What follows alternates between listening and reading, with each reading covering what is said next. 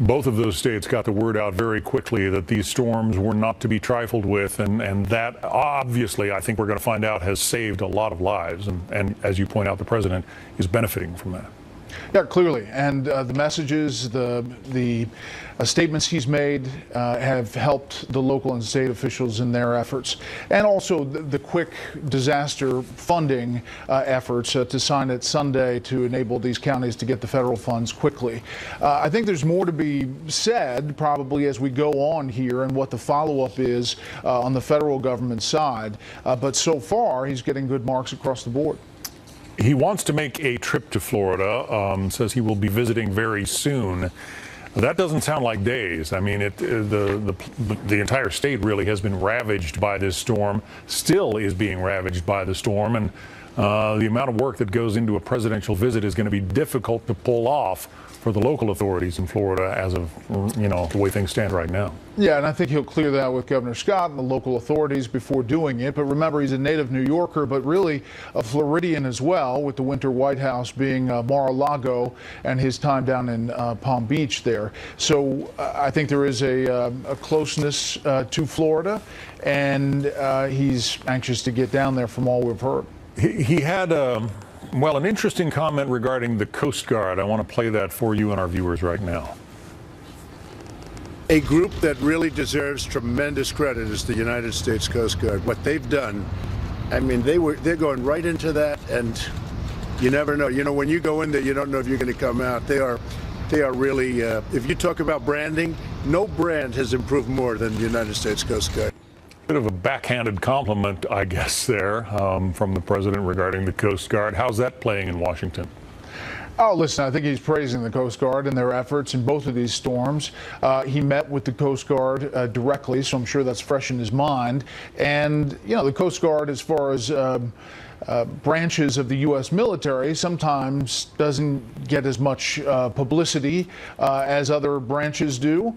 And now, in these situations, I think he's pointing out that it is. They have done terrific work in this storm and many others. Brett Baer, thank you. Okay, John. Don't miss a special report exclusive. Brett sits down with CIA Director Mike Pompeo today at 6 p.m. Eastern on the anniversary of 9/11, right here on Fox News Channel. Well, Tropical Storm Irma continues to move north into Georgia now this morning, leaving behind destruction all across Florida. Governor Rick Scott saying the storm may be moving on, but the danger is still very real. We're working hard to get our state back to normal, but most importantly, we got to save every life, and we got to make sure people understand it's still dangerous. Pack for any occasion with Joseph A. Bank Super Tuesday sale and save up to 70% store-wide.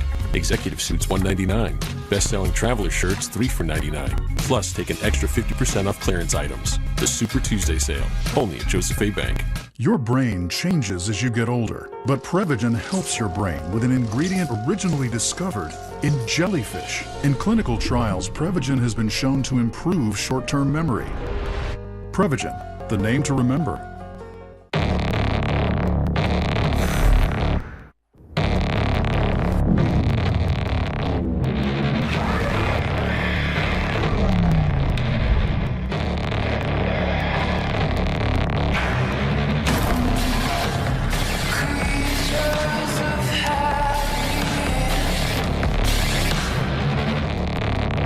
Experience the XE for yourself at your Jaguar retailer.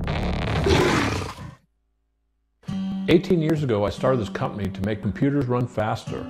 When my dad and my wife were infected with an early ransomware, we built the only whitelist security right here in the USA to block threats that the others couldn't.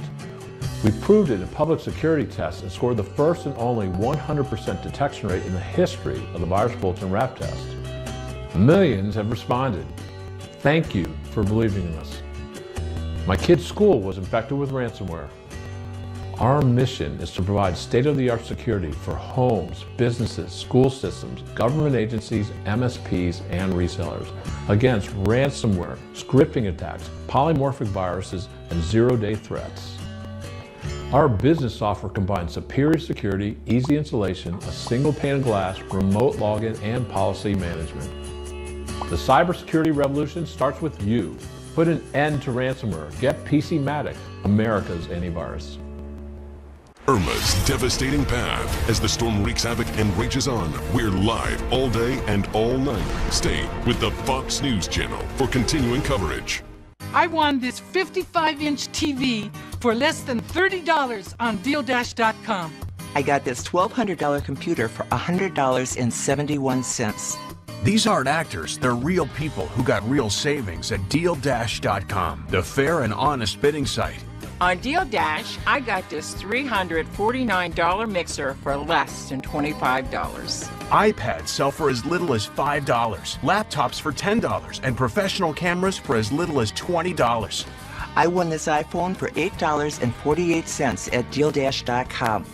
I got all this for less than $50 on DealDash.com. Try DealDash today. If you don't win, get your money back, but hurry, everything must go. Go to DealDash.com now to start bidding. In my first 4 months on DealDash, I won 104 auctions. And shipping is always free. Visit DealDash.com and start bidding today. Hurricane Irma churned through the Tampa Bay area today as a Category 1 hurricane before being downgraded to a tropical storm. It wasn't as powerful as the city may have been expecting, but officials are still warning about strong winds and storm surges. The international airport there may be able to reopen tomorrow or Wednesday. Congressman Dennis Ross joins us now from his home in Lakeland, about 45 minutes east of Tampa, represents that area. Congressman, thanks for your time. Thank you. Appreciate it. Something a lot of folks may not realize about this region of Florida, I mean, there's a lot of agriculture there. There are crops, there's livestock. How does a storm like this impact concerns about those operations? They impacted significantly. Not only do we have the agricultural community here, we also have a lot of oaks, a lot of pine trees, and we've had a very rainy season so far, so the root system of these trees has become very moist and unstable. And I've driven around this morning. A lot of live oaks have turned over. A lot of pine trees have snapped in half. It will impact the agricultural industry to some degree. You know, the citrus industry, God help them, they've gone through citrus greening. They've gone through canker, and now this is going to have a significant economic impact on our agricultural industry here in Florida. Yeah, and there's a ripple effect as those things become more important for households across America. But you mentioned the trees down there. Tell us a little bit more about how things are where you are right now. Well, we fortunately have not had any recorded fatalities that we know of in Polk County, where I am. We did have a lot of storm damage because of the winds. When the storm went over, the eye went over us at about 12:30 this morning. We were having 80 and 90 mile an hour winds. I have driven around several. In fact, when I get off this phone call, I'm taking a generator to a constituent who had a oak tree go through the roof of their house, and that's quite common right now. Is what I'm seeing, a lot of down trees. Yeah, and this obviously comes just days after all of the destruction over in Texas and Louisiana from Harvey. How do you prepare for a storm like this, knowing, you know, FEMA, Red Cross, all these other groups that are involved with storm rescue and rehab, they are stretched along a lot of areas right now? We learned a lot from Hurricane Harvey. My constituency, the people here in the state of Florida, took this storm very, very seriously. They were prepared. They were prepared more so than I've ever seen. In 2004, when we had 3 storms go through my district, in 2005, when we had Wilma, when we saw Katrina, we never thought it would happen to us, but it did. And even though it's been 13 years, they prepared. And I think we are fortunately having the benefits of that good preparation. We need a lot of volunteers, got a lot of volunteers, but people listened to the warnings. They evacuated. They didn't go out. They paid attention to the curfews, and they did what they could to mitigate the potential of damage, and that is a benefit that fortunately we're enjoying right now.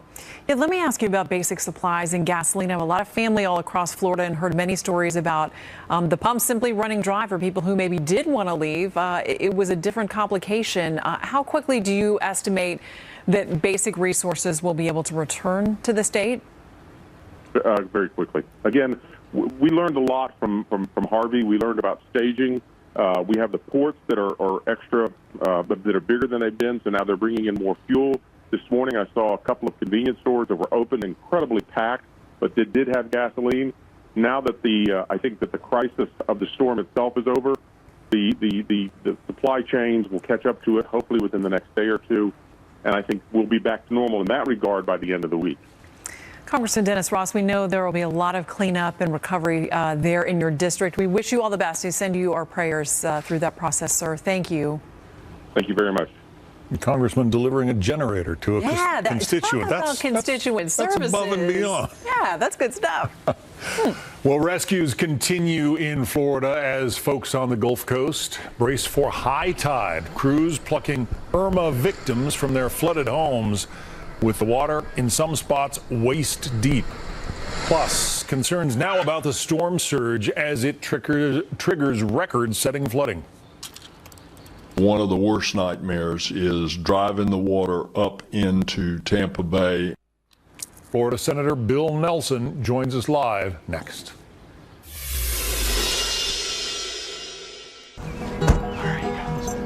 Oh, you brought Butch. Yeah. He's looking at me right now, isn't he? Yep. Butch is like an old soul that just hates my guts.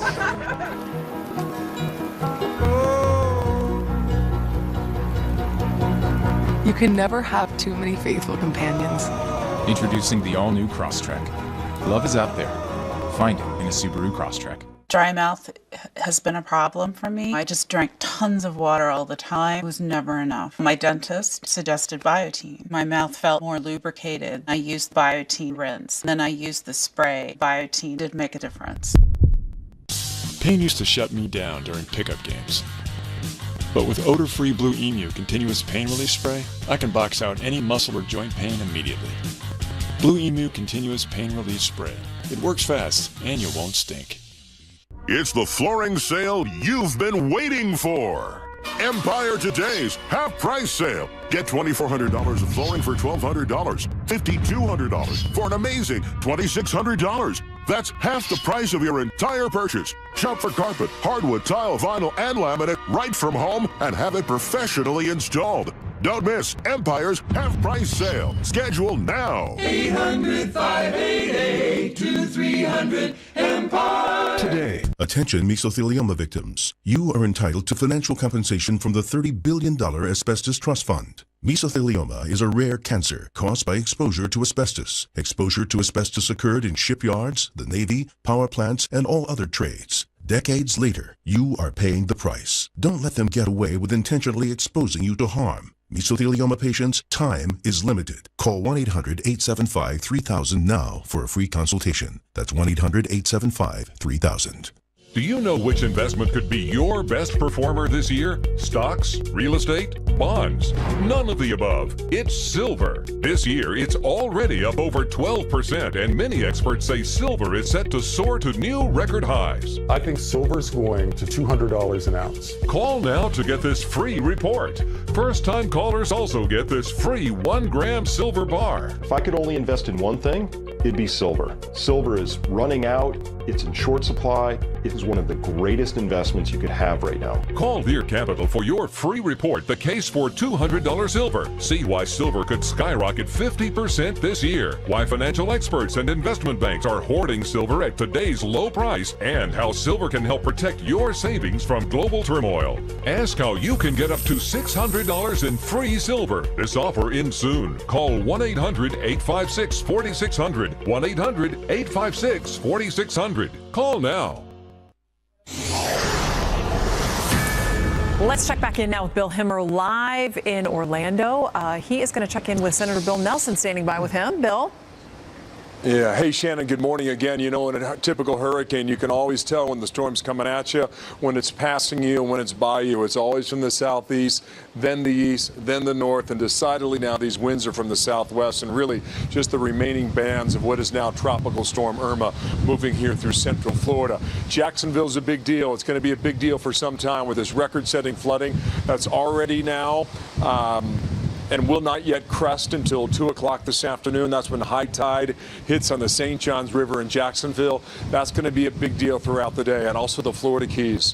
What will the damage be in the end as you look at the string of islands in US 1 that runs out? You heard Adam Housley 20 minutes ago talking about the end of the line essentially in Marathon Key. At least part of that road has been blown out, and we await to get a full damage assessment down there. One person who's about to see it firsthand is with me now, and that's the Florida Democratic Senator Bill Nelson by telephone. Sir, and good morning to you. Good morning. What a morning. Yeah. Yes, indeed, sir. We spoke 14 hours ago. I know you're still in Orlando. I want our viewers to know you're about to get on board a U.S. Coast Guard helicopter. You're going to go down to Miami, pick up Senator Marco Rubio. You fly together to Key West, Florida, sir. What have you been told about the damage in Key West now? It is what you would expect with about 120 mile-an-hour wind.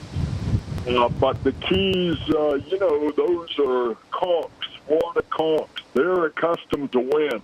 They're tough. The great news was that most of them evacuated.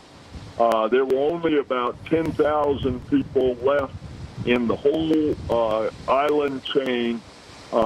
Most of the emergency personnel had moved up to the northernmost key, Key Largo. So they're all getting back down the road now, back in. Oh, you're going to get a first-hand account, sir, and we'll talk to you later today and see what you find out there, and waiting on some of the images and aerials, which I know they're going to be stunning, and our viewers are waiting for them as well. Throughout the rest of the state, sir, whether locally here in Orlando or up in Jacksonville, what information are you getting about what Florida needs right now? Florida's going to need a lot of debris removal. We are fortunate to have beautiful trees, and a lot of those trees have toppled over, and thus places are without power. The integrity of the dike on Lake Okeechobee is fine. They've lost power out there. One of Florida Power Line lights, main lines snapped. So there is a lack of power out there in western Palm Beach County near Lake Okeechobee. But there was no problem with the water pressure on the dike. And wow, I'm that very is certainly proud. good news. Yeah, keep going. Yeah, I'm proud of Floridians. Floridians obeyed the instructions. Floridians came together. People are helping people. I had no water here going in, any bottled water. One of my neighbors came over and gave me water ahead of the storm. That's the kind of spirit that is going on here in Florida. Well, listen, we have complimented the patience and the kindness of Floridians since the moment we arrived here, so I can echo that sentiment. Sir, with regard to Naples, the mayor told us last hour they did not take a direct hit. The eye, in fact, passed over Naples at a time when the storm was pushing the Gulf of Mexico away from the city, which seems like a stroke of luck, or perhaps a Mother Nature miracle for the people of Naples. However, Marco Island, just to the southeast, he said it's not accessible. Have you heard about the extent of damage on Marco Island, sir, or not?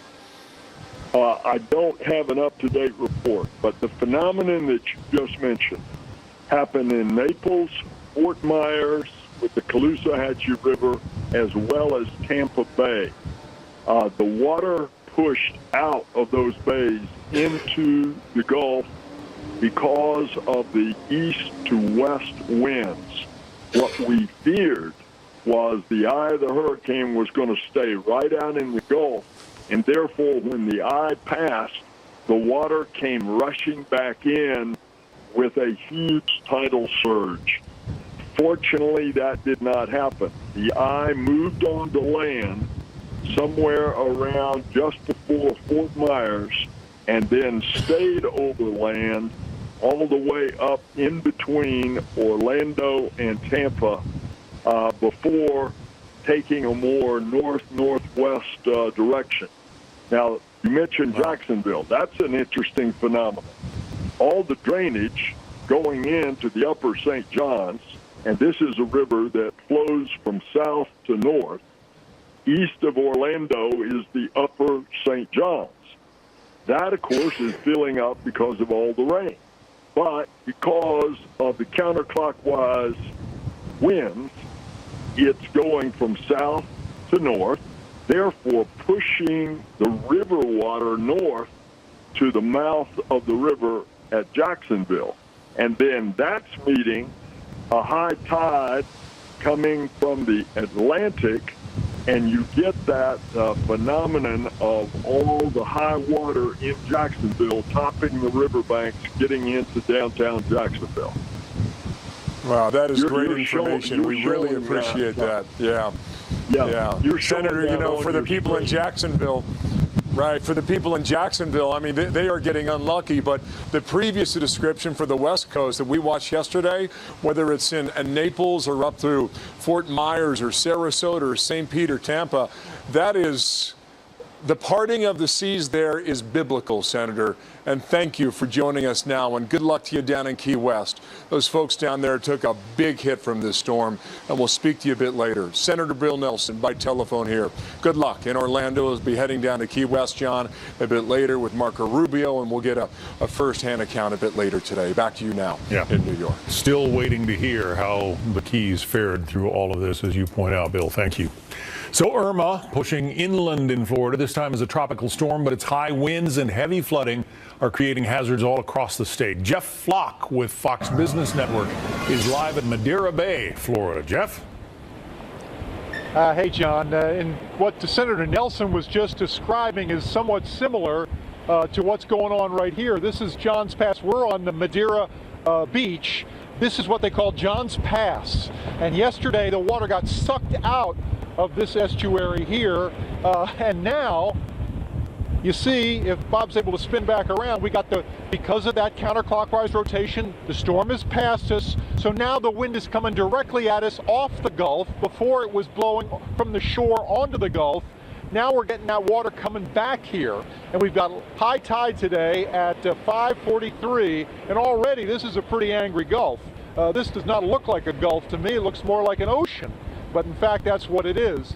And, you know, we still got pretty severe wind. I mean, I say severe compared to some of what we've been through. Not really. This tropical storm force winds, but it's still pushing that water, and it's pushing a lot of it.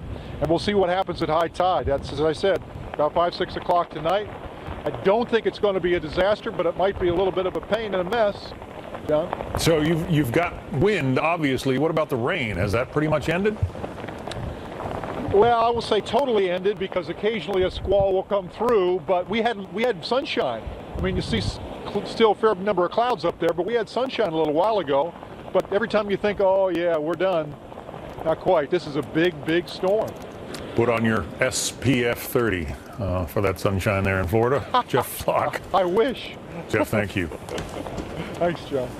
Well, much more ahead on this disaster unfolding in Florida as Irma causes, among other things, power outages right now affecting millions all across the state.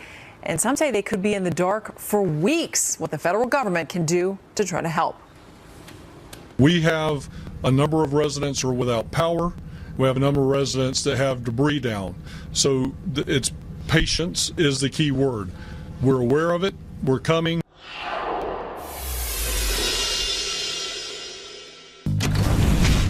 Endless Shrimp is back at Red Lobster, and we went all out to bring you even more incredible shrimp and new flavors. Like new Nashville hot shrimp drizzled with sweet amber honey, and new grilled Mediterranean shrimp finished with a savory blend of green onions, tomatoes, and herbs. Feeling hungry yet? Good, because there's plenty more where these came from, like garlic shrimp scampi and other classics you love. As much as you want, however you want them. But hurry, Endless Shrimp won't be here long. The Paw Patrol always uses the right tools for the job. Gear up for your next adventure at VisionWorks, so your eyes have the right tools too. Right now, 2 pairs of glasses for kids are just $99 at VisionWorks.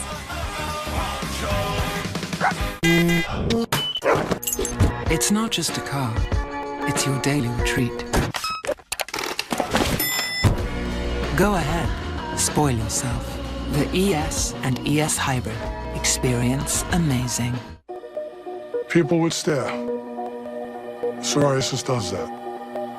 It was tough getting out there on stage. I wanted to be clear. I wanted it to last. So I kept on fighting. I found something that worked and keeps on working. Now they see me. See me. See if Cosentix could make a difference for you. Cosentix is proven to help people with moderate to severe plaque psoriasis find clear skin that can last.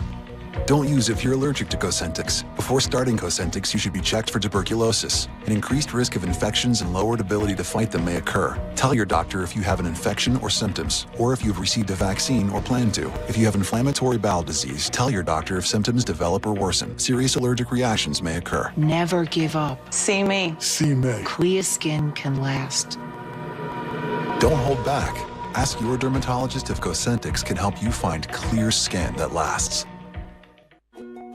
We see moms, dads, children hungry to learn, and how hard it is for homeschoolers to do it all. So for over 40 years, Abeka has given families the tools and confidence to provide the best Christian education possible. From comprehensive textbooks and learning materials to online shopping and support, we make it easy so you can make it amazing. You always pay your insurance on time. Tap one little bumper and up go your rates. What good is having insurance if you get punished for using it? For drivers with accident forgiveness, Liberty Mutual won't raise your rates due to your first accident. Liberty Mutual Insurance. Do you need the most trusted battery for your son's favorite toy? Maybe not. Maybe you could trust he wouldn't leave the upstairs water running. Or you could just trust Duracell.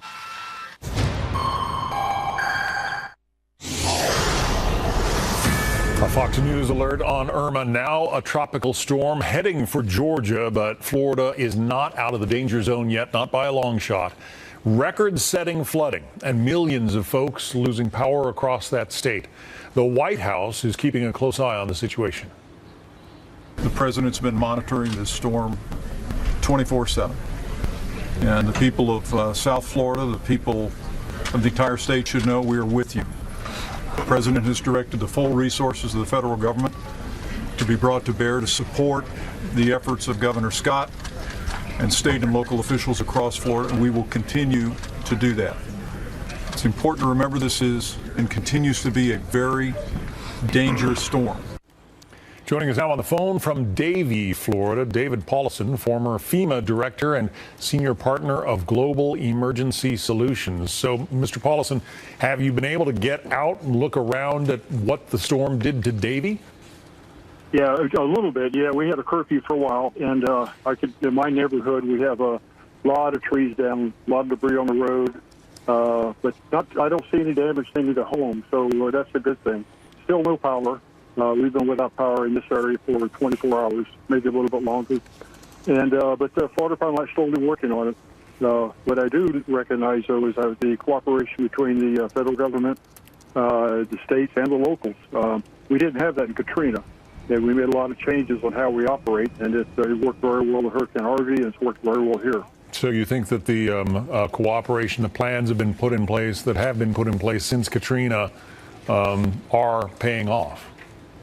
Absolutely, yeah. The policy change we made, where there was actually a declaration before landfall that allowed FEMA to move people and supplies in early, and allowed them to open up the disaster relief fund to fund those things. And then also the type of incident command system we use has worked very well. There's been a lot of coordination, a lot of cooperation, a lot of conversation between the feds, the states, and the locals, and that makes things a lot easier. I have not seen any finger pointing. Everybody's just saying, "What do we got to do to get the job done?" And that's all a great sign. There in Davie, you're closer to the east coast of Florida than the west. This storm was originally forecast to go up the east coast. It sort of ended up on the west side, but are you surprised at the ferociousness of it all? It was, in Miami and in Fort Lauderdale, this was still an incredibly powerful event. Oh, extremely powerful. You're absolutely right on target. Andrew was a very powerful Category 5 storm, but it was very small and very fast-moving. It now took out tens of thousands of homes. But this storm, the size of it was just remarkable. It covered the entire state. So yes, the West Coast got the worst of it, but we still had a lot of wind and rain on this side because the thing was just so big. You know, my fear, I guess, because, you know, after Andrew, I was in Miami at that time and came out of my door and took a look around, and it looked like we had emerged okay. And I didn't realize that maybe 15 miles or 20 miles to the south in Homestead, there were entire neighborhoods that were obliterated. My fear is that the worst hit parts of Florida you're not hearing from now because power and communications are out. Is it possible that we're going to be shaking our heads at the tragedy that's befallen us here? I think you're right on the fact that we really don't know what the damage is totally yet. It's coming out on the East Coast, you know, down in the city of Miami. We see the flooding down there, up in the Broward where I live. We see the tree damage and things like that. But the West Coast has not totally been able to get into that area yet. So I have the same fears that you do, that once we get in there, we're going to find a lot more damage than we thought we had. Yeah, Key West. And I hope I'm wrong. I hope we are both wrong on that. David Paulison, former director of FEMA, who was there in Davie, Florida when that storm hit. Mr. Paulison, thank you. Thank you. Well, as we continue to track Irma, it is now heading up into Georgia, the threat there, while Floridians still have to deal with the dangerous storm surges. It's not over there yet by a long shot. We're going to take a look at some of the damage coming up.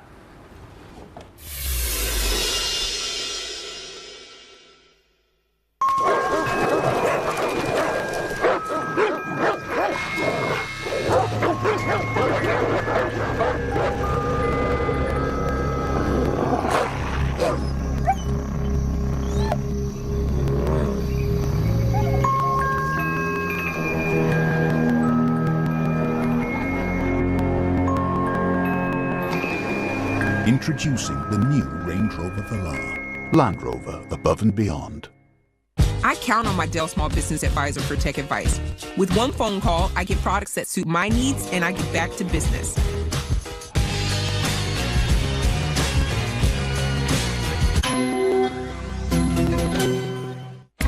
Pack for any occasion with Joseph A. Bank Super Tuesday sale and save up to 70% store-wide. Executive suits $199. Best-selling traveler shirts $3 for $99. Plus, take an extra 50% off clearance items. The Super Tuesday sale, only at Joseph A. Bank. Tonight, Irma, latest. As the storm bears down on the south, we're live, tracking every move. Don't miss our must-see lineup tonight. Identity theft can happen to anyone. My savings account and my checking accounts were both drained. All of my money was gone. I could not believe that somebody would steal my tax refund. It made me angry. She had my social security number, and she was able to make a purchase for $8,000. Today's technology makes identity theft easier and easier. If you use a smartphone, shop online, use public Wi-Fi, or fill out forms or applications, you're at risk. There's a new victim of identity fraud every 2 seconds. 1 in 4 people have already experienced it. Is there anything you can do about it? I called LifeLock. Millions of people have already become members. LifeLock's proprietary technology scans hundreds of millions of transactions each second to spot threats to your identity. If we detect your information being used, you get an alert. If you have a problem, a U.S.-based restoration agent will work to fix it. And you'll be covered by LifeLock's $1 million protection package, including lawyers and experts if needed, and reimbursement of stolen funds and personal expenses up to the limits of your plan. You have this whole team of people on your side, and you know that you don't have to go it alone. And unlike free credit monitoring that just monitors your credit, LifeLock detects and works to fix identity theft. LifeLock, they're not just going to monitor your credit, they're going to be there to help you afterwards if something happens. Join today for as low as $9.99 per month and get 60 days risk-free with promo code LL60. LifeLock members get identity threat detection and alerts, a dedicated U.S.-based restoration agent assigned to your case, and you'll be covered by LifeLock's $1 million protection package. Start your membership today. Enroll in minutes. Having LifeLock, we didn't feel like victims anymore. LifeLock. Call 1-800-261-9150 or visit lifelock60.com. Use promo code LL60 to get your 60 days risk-free and a free shredder with annual membership. Call now. This is a Fox News alert. Tropical storm Irma moving north as officials now just began to start assessing all the damage in Florida. They've got a wide swath to look at. We're going to send it over to Bill Hemmer. He is in Orlando now and has been here through the storm all through the weekend. Hey, Bill.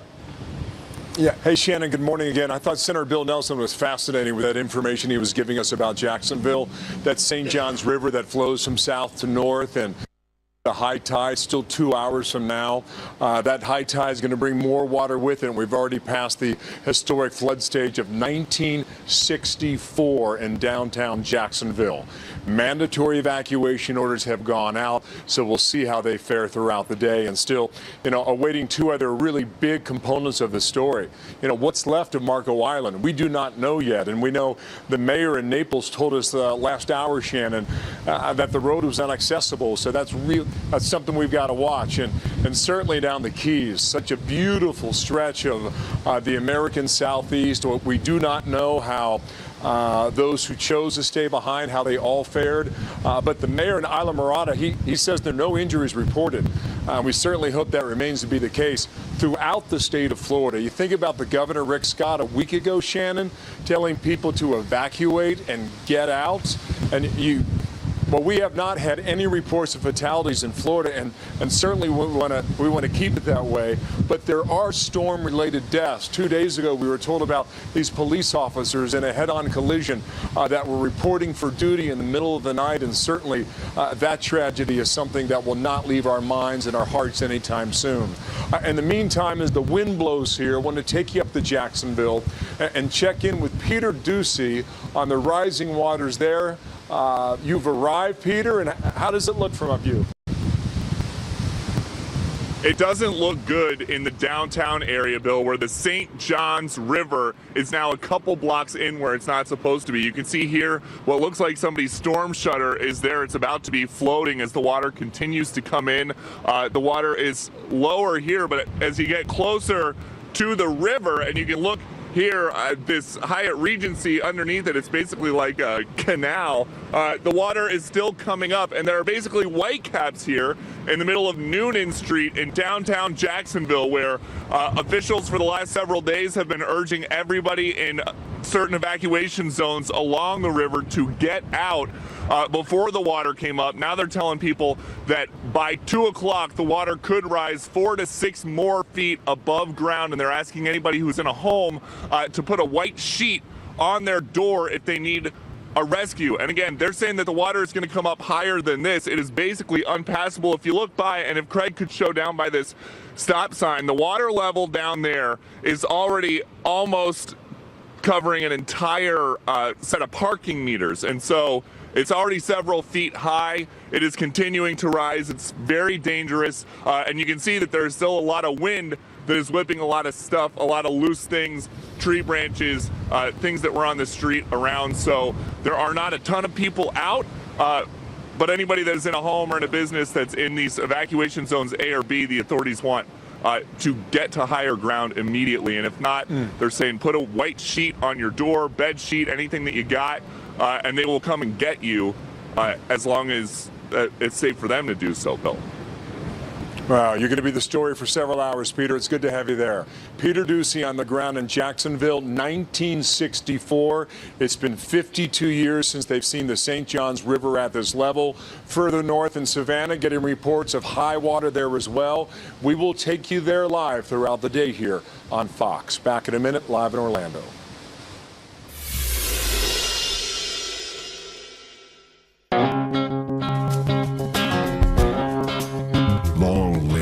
Effort. With a legendary Hemi engine or a powerful proven Cummins turbo diesel engine, it's capable of carrying on great American traditions. During Ram Power Days, get a great deal on the trucks that are proven to last. Right now, get 0% APR financing for 72 months on all 2017 Ram 1500 models. Your glasses reflect your style. Since you have more than one, why settle for just one pair of glasses? At VisionWorks, when you buy a pair of glasses, you get a second pair at no additional cost. VisionWorks. Shop in store or online. I have fantastic news for fellow veterans who need money for your family and home. There's a powerful VA benefit that veterans have earned, but many don't even know about it. It's the VA Home Loan Benefit. As a veteran, you are eligible to apply for a refinance loan for up to 100% of your home's value, not just 80% like other loans. That's 100% of what your home is worth today, which could mean you're sitting on a reserve that, if turned into cash, could mean real financial security. The new Day 100 VA loan lets you refinance your mortgage, consolidate your high-rate credit card debt, get cash, and lower your payments an average of $640 a month. New Day will even pay for your appraisal, worth up to $500 or more. So if you need money to take care of your family, use the valuable VA home loan benefit you've earned with your service. Call New Day USA. Go to newdayusa.com or call 1-855-473-6526. I want to make cars fly. I love turning old stuff into something amazing. I want to plant a garden for the whole world. We grow up, but we never stop dreaming. Here at Coke, we challenge ourselves and the status quo to produce innovations like renewable fuel, more energy-efficient vehicles, and food for all. Because what drives us most is challenge itself. Career politicians and the media trying to stop him. But President Trump is fighting for America. Over 1 million new jobs, companies investing billions in America, stock market reaching all-time record highs, our border more secure, cracking down on MS-13, our economy winning again, Americans working again, our country strong again. Americans are saying, let President Trump do his job and make America great again. I'm Donald Trump, and I approve this message.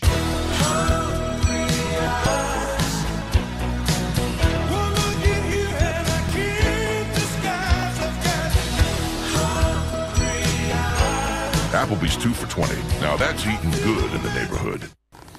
Thanks for joining us for special coverage today. Outnumbered starts right now. Fox News alert, Vice President Mike Pence is taking part in a wreath-laying ceremony and moment of silence at the 9/11 Memorial in Shanksville, Pennsylvania at this hour. That's the field where United Flight 93 crashed 16 years ago today, killing 33 passengers and 7 crew members. They're remembered as heroes who revolted against their hijackers before the plane went down. Now to the breaking news on Irma. It's a tropical storm now, and still dangerous and mean as ever. Irma is moving northwest, chewing up new parts of Florida with high winds and tons of water. Epic flooding is creating perilous conditions for rescuers trying to help anyone who stayed behind. And this number is huge. More than 60% of Florida, more than half the state is without electrical power. You're watching Outnumbered. I'm Harris Faulkner, here today, host of Kennedy on Fox Business. Kennedy. Also from FBN co-anchor of After the Bell, Melissa Francis is here. Fox and Friends Weekend co-host Abby Huntsman. Today's #OneLuckyGuy, Brian Kilmeade, co-host of Fox and Friends and host of the nationally syndicated Brian Kilmeade Show on Fox News Radio. He's extremely busy. He has stopped by to be with us and to be outnumbered. Yes, it's my privilege to be here. Are you kidding? Especially on a day like this. We got a lot happening right now in Jacksonville, Florida. I mean, This storm has moved northwest. We know, we've been covering it since it started rolling out on Saturday. One of my the affiliates on the radio station, one of the key ones, WOKV, is in Jacksonville, and we were joined by 2 reporters there, and they just said that they were unprepared for what's happening in downtown. They've never seen anything like it. Yeah, and just a short time ago, the city tweeted out, if you did stay behind and you are near downtown, get out now. Everybody else, shelter in place. We don't need anybody else in the way of this thing. We got to let it pass.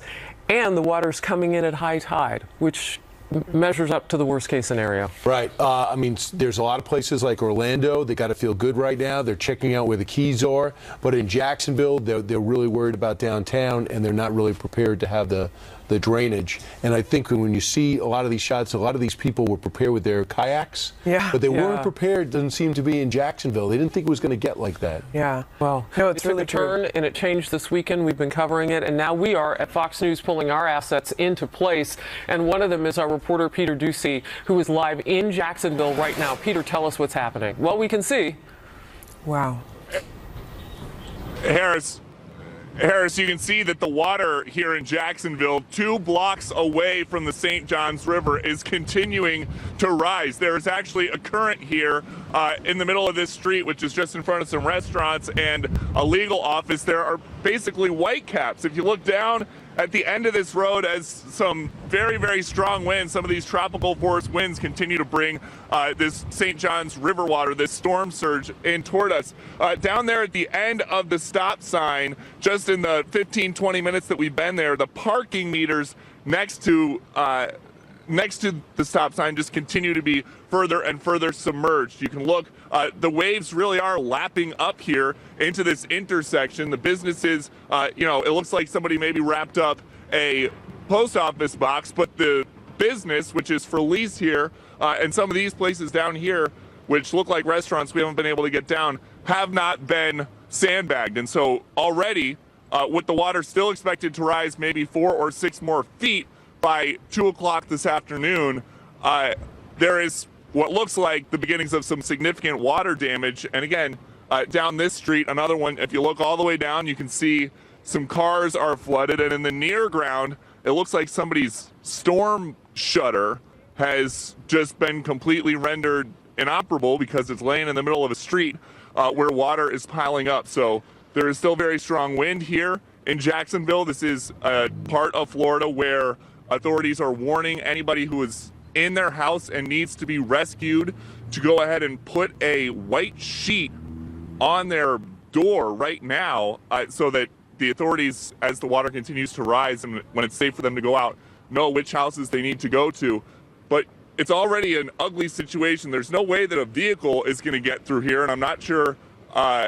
We haven't seen anybody try down here. We did see somebody in a high water vehicle try to get through a little while ago, and they had a hard time. So the situation here in Jacksonville is not getting any better right now, and we will just be here ready to move back as the water rises, Harris. Wow. Peter, as we look, we want to remind everybody that this is more than 400 miles from where Irma first came ashore in the Keys, where you are right now. That is so significant to talk about the size of the storm. I want to hand it off to Brian Kilmeade right now because I think you have a question. Yeah, for one thing, I can't help but notice, Peter, but it doesn't seem bad out. I mean, it seems like the sun is coming out. So this is all about the winds that are causing the turmoil? It's wind, and the tide, Brian, still isn't going to be high at its highest point until about 2 o'clock, so 2 hours from right now. But you're right, the rain here has stopped, and we actually drove across most of the entire panhandle for the last few hours to get here from Dothan, Alabama, and the rain was never horrible the whole way, but the wind was really picking up as we got closer and closer on I-10 East to get here. And once you get into Jacksonville, the police have many off ramps and exit ramps off of the freeway and near 95, which anybody that's ever passed through Florida north or south is very familiar with. They've got them blocked off because there's already high water. Now, it's not the kind of high water that we saw in Houston last week when we were there for Harvey, but again, it is a strong current that's still coming. Wow. Brian. Thanks, Peter. Peter Ducey, that is not what we anticipated the downtown area of Jacksonville to look like. And we know that the sheriff's department, the mayor, everybody had been telling everybody to shelter in place. And you're giving us some great reasons for that to happen there. We'll come back as the news warrants.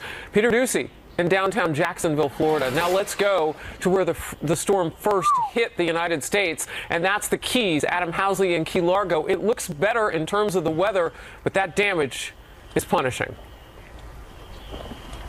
Yeah, the winds finally stopped early this morning. We still got battered even after the storm hit mainland a second time and was well north of us. We still had pretty brutal winds here until early this morning, and the rain was still coming down. But as you can see behind me, the Keys got absolutely hammered, especially on the ocean side. Local officials here are saying it's a humanitarian crisis in some places. There is no water or little water, depending on where you are in the Keys. There's no cell service. Obviously, there's no power anywhere, so that makes it very difficult. And when you drive along the ocean side, guys, you see scene after scene like this. The good news, they believe that a lot of people got out. We know that from being here now for, 6 days, something like that, that a lot of people left. We met a lot of people that stayed here for Hurricane Andrew 25 years ago that didn't stay for this one. That's the positive. And those that did stay had enough time to really prepare and get up onto a second story. But I'll give you an example right here. I stood here on Friday, right? Lloyd, it was Friday we were here. Friday, there was a houseboat right here, and it had a sign on the side that said, "Hold my beer, Irma, I'll be right back." That's the houseboat. I mean, all you see is I guess that's the floor, could be the roof. I don't know. It's just a piece of plywood now. Across from me you can't see, is a restaurant the sheriff's department used to like to go on Fridays because it was a fish fry. It looks like the tsunami in Thailand. It's actually in fact, we'll go this way. You guys can see it. It's in the water. It's insane. And you're seeing scene like this after scene after scene, just devastation along the ocean side. The bay side looks a little better. It's mostly wind and tree damage, roofs ripped off, signs down, trees into houses, that kind of thing. So the bay side will be cleaned up a lot quicker, but the ocean side just got absolutely smashed, guys, as you can see by these photos. This is just one area. We drove down to mile marker 55, so maybe 30 miles or so south of us right now, and it looks like this all the way down. They're worried about down by Marathon is what they're worried about. They say Marathon really got hammered hard. Now, mind you, we were outside the eye wall. We were about 30 miles outside that eye wall, but we were what's called the dirty side of the storm. And as you guys watched on the news, we just got smashed yesterday, and it continued for, it had to be about 24, 36 hours of straight heavy winds. You know, and hurricane force winds for more than 24 hours. A couple things. I remember that houseboat on Friday that you were standing next to, and you and I were talking about some of the video down in the Caribbean where boats were in trees. So I asked then, I said, well, why do they think that's going to work out differently? It didn't. And then you've got an apartment complex, an 8 to 10 unit complex in the Keys, I understand, that just collapsed under the weight of the winds and the flooding. And that is outside of Plantation Key, I believe. And then you've got no hospitals still open. Is that the case? Yeah, they've been doing aerial survey. In fact, I hear a helicopter coming again. They started the aerial survey. The hospitals are closed. There are no ambulance services whatsoever. The sheriff's department's not responding to calls. They're just going out and, I mean, obviously, if it's a serious emergency, they will. Right now, they're just assessing streets, where they can get in, where they cannot get in, to check on people's, you know, if they're alive or not, who stayed, who didn't stay. National Guard is now in Isla Mirada to our south. They've staged there with massive backhoes. They've got like 50 of them, it seems like. Here comes the helicopter right now. I don't know what that is, but they're doing the assessment. It's too high up for you guys to see. Right here to my right, I want to show you one. People, though, did listen. That's the one thing we have to remember as compared to other hurricanes that I've covered. People listened because there was somebody staying, one person and his wife, of all this area we showed on Friday. I know we talked about that, Harris, on Friday. Only one couple stayed. Everybody else got out, thank God. The couple that stayed in the middle of the hurricane went over to the house on the other side of that restaurant, which I showed you a moment ago, and they knocked on the door with life vests on, and they had to cut a hole and go into the second story because the surge here where I'm standing was about 6 feet up where so I'm only, I'm 6'2.5", 6'3", so think about that. The water was right here. Oh my gosh. And this area we were standing on was a nice jetty you could walk on. We remember. Cement mixed with rock, and it's down like 2 feet. I mean, the water was that strong, it just ripped it out. So let me get this straight. Was that their house? It was an insanely powerful storm. Was that their house or somebody else's house that they cut a hole into to go try to get out of the way of this beast? The people, somebody else's home, but those people stayed as well, and they did it together. They actually, their living room had 6 feet of water, and said they were talking about how they had waves in their living room. Wow, and we know that emergency services had said, look, we're going to keep our people inside. We're not coming to get you if you decide to stay. They had to help themselves, just as you said would have. They actually had to evacuate. So real quickly, I know you were in a bunker. You had described it to us late Saturday night. Did you have to get into that and stay in it for a while? Well, our hotel, so they had, yes and no. The hotel was a bunker in itself. Second story, they only had windows on one side. It was the good side if the wind was coming around. Those windows had built-in storm shutters that were metal that I actually latched down myself. The other side was just a metal door. It was a masonite block building, and we were on the second story. So, I mean, we were in the best possible place. They had another room in the middle of that building we could have gone into that was all surrounded by masonite block and no windows, but we didn't have to go that far. But it was pretty brutal. I mean, and you mentioned, I know you guys have to go, but the emergency services, they were stationed down in Marathon. They actually had to pull out and evacuate during the hurricane back to Isla Mirada, and I know they lost a number of cruisers. A number of police cars are gone. Wow. We have to go because you, my friend, are on battery power, and we have been warned that you have to regenerate whenever you can. So we're going to let you walk away in that heavy wind that we can still hear. No power for 52 hours. Wow. Yeah, and that's why they said to people, if you stay, you better be ready. It's a good thing that they were able to break in and cut a hole into their neighbor's house, those two people who decided to stay alive. Adam Housley, thank you very much. Okay, so now we have some fresh pictures. Remember, Peter Ducey was down in Jacksonville, Florida, where this beast is moving in right now and causing epic flooding. Look at that. Wow. This is like early Houston type footage now. This looks a little bit like Harvey for Jacksonville, and it's not high tide yet for another hour and 45 minutes. Boy, they are bracing for that. Tropical storm Irma is what she is right now, but she's still mean as ever. Headed inland, more than 400 miles, as I mentioned, from where she first hit the U.S. mainland, where Adam was down in the Keys, going northwest toward Georgia. That state is already feeling it. Atlanta, under its first ever tropical storm warning. I was born there. Never heard of that. Tens of thousands of people in the coastal and southern parts of the state are without utilities. Along with Georgia, Alabama, and South Carolina are at risk from storm surges. We've seen what this water can do. 40,000 people evacuating South Carolina's Barrier Islands as we speak. Let's go to Chief Meteorologist Rick Reichmuth. Rick? Harris, so the winds out of this storm are incredible. Naples, the highest measured at 142 miles an hour. Keep in mind, these are just where we have sensors to measure wind. And down on the Keys, where we've got these measurements in the 120, there are not a lot of spots to measure that wind. A lot of them were blown out as well. But these were what we actually recorded, or what was actually recorded. And Miami, way far away from the center of this, a 99 mile an hour wind. So obviously it went all the way up the Florida Peninsula. Now here it is across parts of Georgia, continuing to rotate. This yellow is incredibly heavy rain, and that is getting ready to rotate in towards the Atlanta. The southeast suburbs will feel it first, but that general flow continues to pull off towards from the east, and you can see the rainfall totals here now getting very extreme across parts of southeast Georgia, and we have more rain to go. We're going to see some areas another 3 to 5 inches of rain by the time this is done. A lot of places 3 to 5 inches of rain, and the problem is in addition to that rain, we have this onshore flow. So on the east side of Florida, not where the storm hit, and throughout Georgia and in towards South Carolina, the flow has been consistent, pulling all of the water onto land at the same time that it's raining, and that water that is kind of filling up in the streams and the creeks is trying to exit the shore. It can't, because this water is piling in, and that's causing incredible storm surge. Those pictures you're seeing in Jacksonville coinciding when it does with high tide, it's going to be very dangerous. Go up towards Savannah.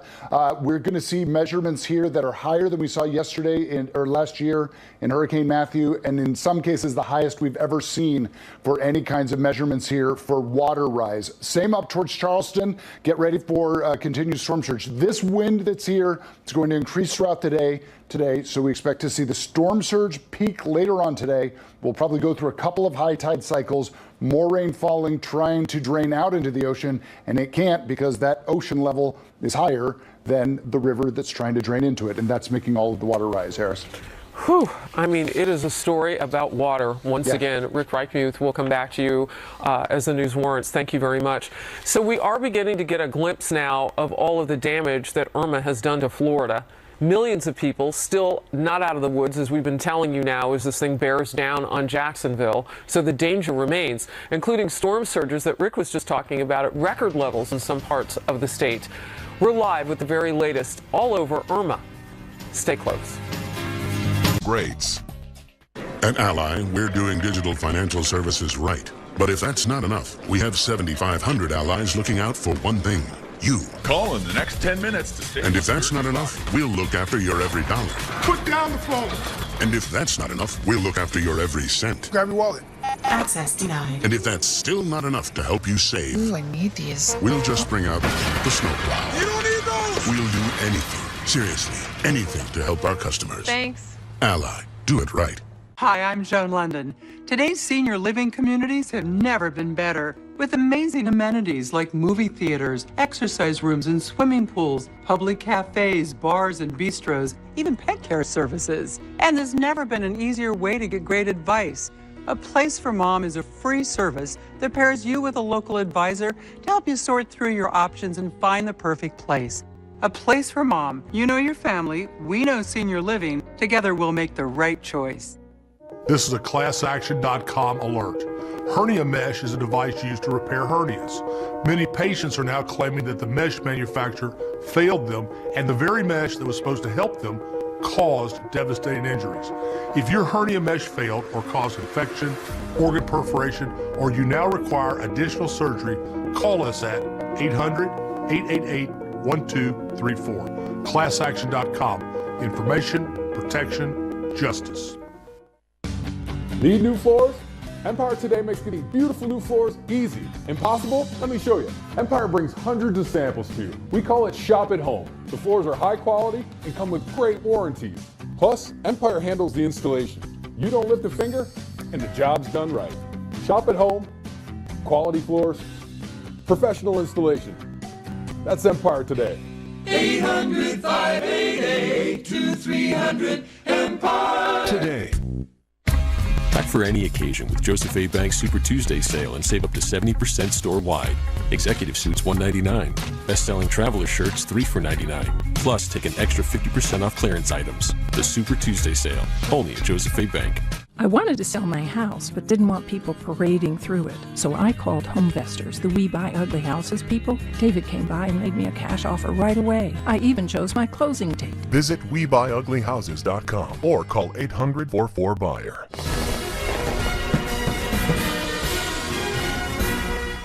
A good enough dinner. Hey, should I heat up some nuggets for us? Isn't good or enough. It's a plated night. Yes. So plan for great. Start at plated.com. Pick from a wide variety of dinner options. All the shopping and measuring is done for you. So get together, share, enjoy. Go to plated.com right now to get 50% off your first week of Plated Nights. That's up to a $79 value. This offer won't last, so go to plated.com now. There are many firefighters that have experienced hearing loss, and I'm one of them. Right now, Beltone is conducting a new trial of the most advanced, virtually invisible hearing aid available. You put them in and suddenly go, oh man, what have I been missing out on? I wish I had done this years ago. If you or someone you love experiences hearing loss, don't wait to take advantage of our risk-free trial of the most trusted technology in hearing. Call 1-800-BELTONE today. Don't hesitate. Call Beltone today. This is a Fox News alert. Millions of people are without power in Florida as what remains of Irma continues to lash the Sunshine State, even as the massive storm moves into Georgia. Storm surge warnings remain in effect for the Tampa Bay, St. Petersburg area, home to 2.5 million people. Residents in low-lying areas told to remain sheltered in place until authorities can assess the damage. And they say it's safe to come out, especially near beaches where Irma's winds were so strong they sucked the water out of Tampa Bay, leaving an eerie mix of sludge and puddles. But Irma's powerful tropical winds now pushing all that water back. And Matt Finn joins us live from the town of St. Pete Beach, which sits on a barrier island west of St. Petersburg. Matt, what are you seeing? Well, Kennedy, we were hunkered down on St. Pete Beach last night. We thought we'd be the first to lose power. We're right up against the water, but we had power all through the night and into this morning. But coincidentally, Tampa Bay, some 300,000 people without power this morning. So it just goes to show that this storm had a mind of its own. I want to show you some of the unfortunate damage from Irma. This dinner cruise yacht crashed up against this boat here. It is the Starlight Sapphire dining yacht. The owner tells me, as you can see, it's up against that bridge there. The county officials say the bridge did not suffer damage, but they are still working to determine if those wires and piping hanging there is hot. Then after that, the owner says they're going to send down a diver to check out the running gear underneath this boat. And to my right here, unfortunately, you could see where it crashed up against the land here, and it's still kind of dragging against it. A big picture here. Fortunately, this area was spared the wrath of Irma. Our friends down in Naples, that area took the brunt of the storm. This area, they expected a 6 to 8 foot storm surge, and as you could see, the water is choppy, but there was no storm surge here. We're able to drive around, not a lot of flooding. So fortunately, this area can breathe a sigh of relief. Even with the afternoon high tide, we don't expect any more major storm surges. So we will keep you updated on the recovery efforts here, getting power restored. And Kennedy, real quick, I just want to take this moment to thank the Fox News crew that I've been working with. So a lot of us were in Texas and Harvey. Now we're over here in Florida for Irma. Producer Madeline Firsty, photographer Kathy Cochran, and field tech Kyle Rothenberg. You guys know well that the show does not go on without all of our teams and everyone in production. They've been out here dealing with the elements, dealing with equipment failing. So I just want to thank them because the report does not get on air without them, Kennedy. No, absolutely right, Matt. And you guys really throw yourselves into the heart of the storm, no matter where it is. I thought about all of you today as we were getting ready for the show. And, you know, this is your second storm in as many weeks. And you were just getting pummeled. You are without sleep in order to bring us those images so people in the region know exactly what they're dealing with, how dangerous it is. And so the rest of us can see the after effects and keep keep people in these storms, Harvey and Irma, in our hearts and thoughts and prayers so we don't forget about the wrath. Matt, thank you so much. For sure, Kennedy. You got it. All right, I'm going to take it out to the couch right now. Many of you have personal history and experience in Florida. Abby, you have lived there. Have you talked to some of your family members there? And have you ever experienced anything like this? No, I don't think the state has. I've spent time living in Orlando. That's where my mom is from. But a lot of my family is in where Matt Finn was, right around there near St. Pete and Clearwater. I called them this morning because the tough part about the storm is when it hit that area, it was overnight. So it was completely dark. So they woke up this morning unsure of what the situation would be. I called my father-in-law and my grandma, who's on oxygen. She wasn't able to evacuate like so many people in Florida. And they said, look, we looked up and at least the roof was still there. So I think that area for some was better than it could have been.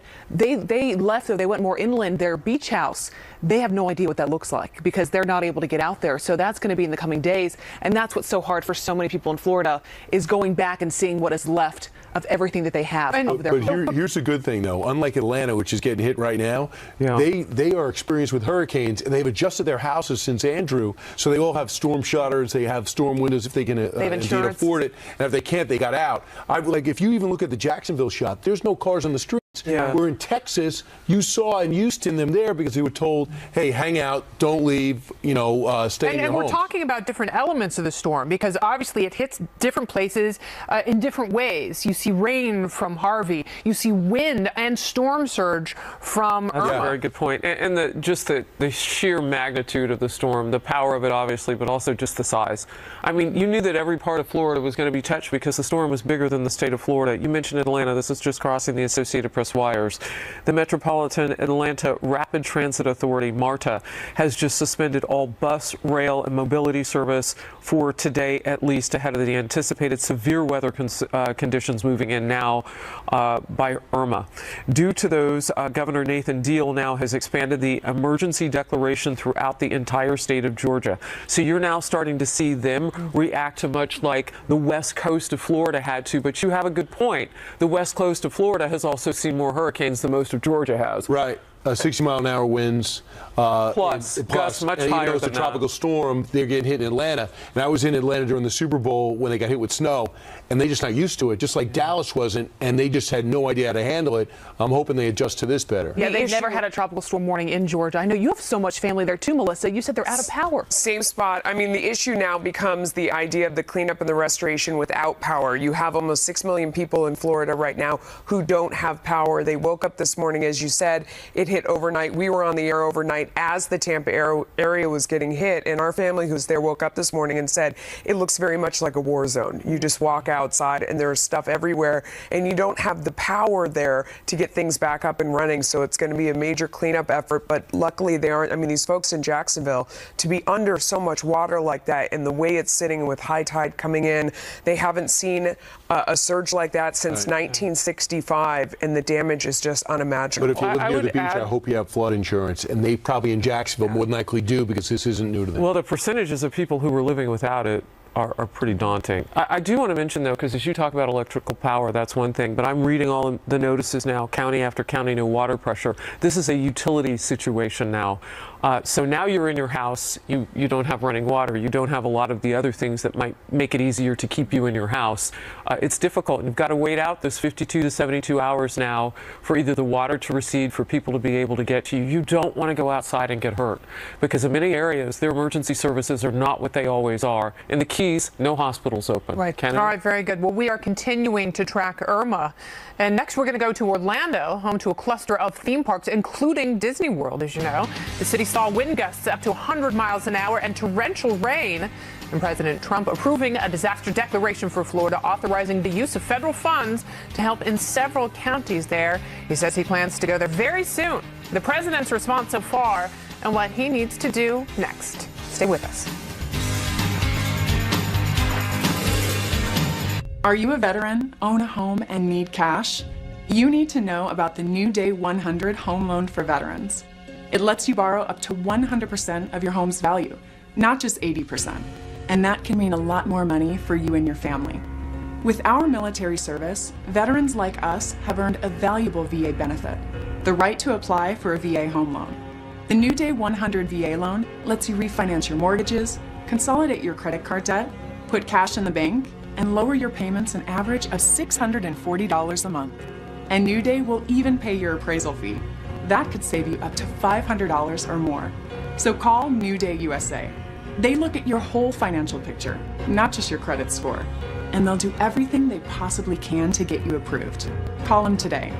Refinance for up to 100% of your home's value. Go to newdayusa.com or call New Day USA now at 1-855-429-4866. For every get-together, for every spontaneous celebration, for every demanding job, unpredictable event, or peaceful getaway, there's a reliable Honda generator ready to give you more power, more freedom, more security, and the time to do what you want, where you want. That's the power of choice. That's power you can trust. That's a Honda generator. Hi, I'm Johnny Bench. After a Hall of Fame career, it's no wonder why I use Blue Emu Arthritis Cream. Blue Emu's non-greasy, deep-penetrating formula gets down deep into those joints for big-time pain relief. Blue Emu, it works fast and you won't stink. Dynamic performance, track-tuned handling, and aggressive styling. The bold Lexus IS. Lease the 2017 IS Turbo for $299 a month for 36 months. Experience amazing at your Lexus dealer. We needed to hire someone, but it was really tough finding people that had the right experience. I was spending half my day just reading resumes. To hire great people, go to ZipRecruiter.com and post to over 100 of the web's leading job boards with one click. Then easily select the best candidates from one list. I'm seeing a lot more candidates with the right experience. We have gotten consistently better results from ZipRecruiter than anywhere else. Over 1 million businesses have already used ZipRecruiter. Try it for free today at ZipRecruiter.com/Fox. Now you can win $1,000 a day for life from Publishers Clearinghouse. This is a joke. It's no joke. It's $1,000 a day, every day, for life.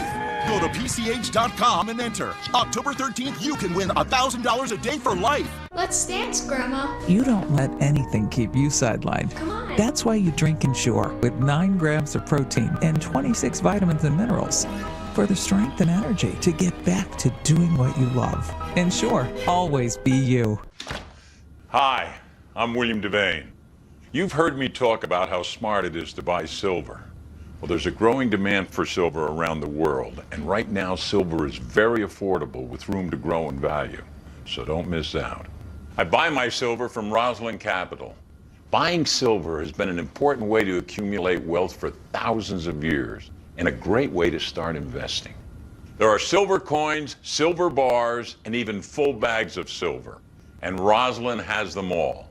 And with Rosalind, what you order is what you get. No gimmicks, no nonsense, no hassle. I like that, and so will you. So when it comes to buying gold or silver, call Rosalind Capital.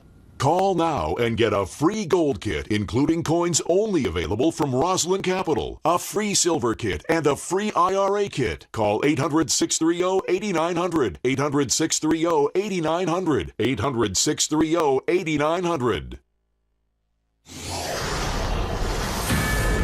Boy, I tell you, as we inch toward the 2 p.m. Eastern hour, we are watching for that high tide in Jacksonville, and look at the winds whipping up that water with white caps. This is downtown Jacksonville. Boy, it looks like they superimposed some buildings behind the ocean.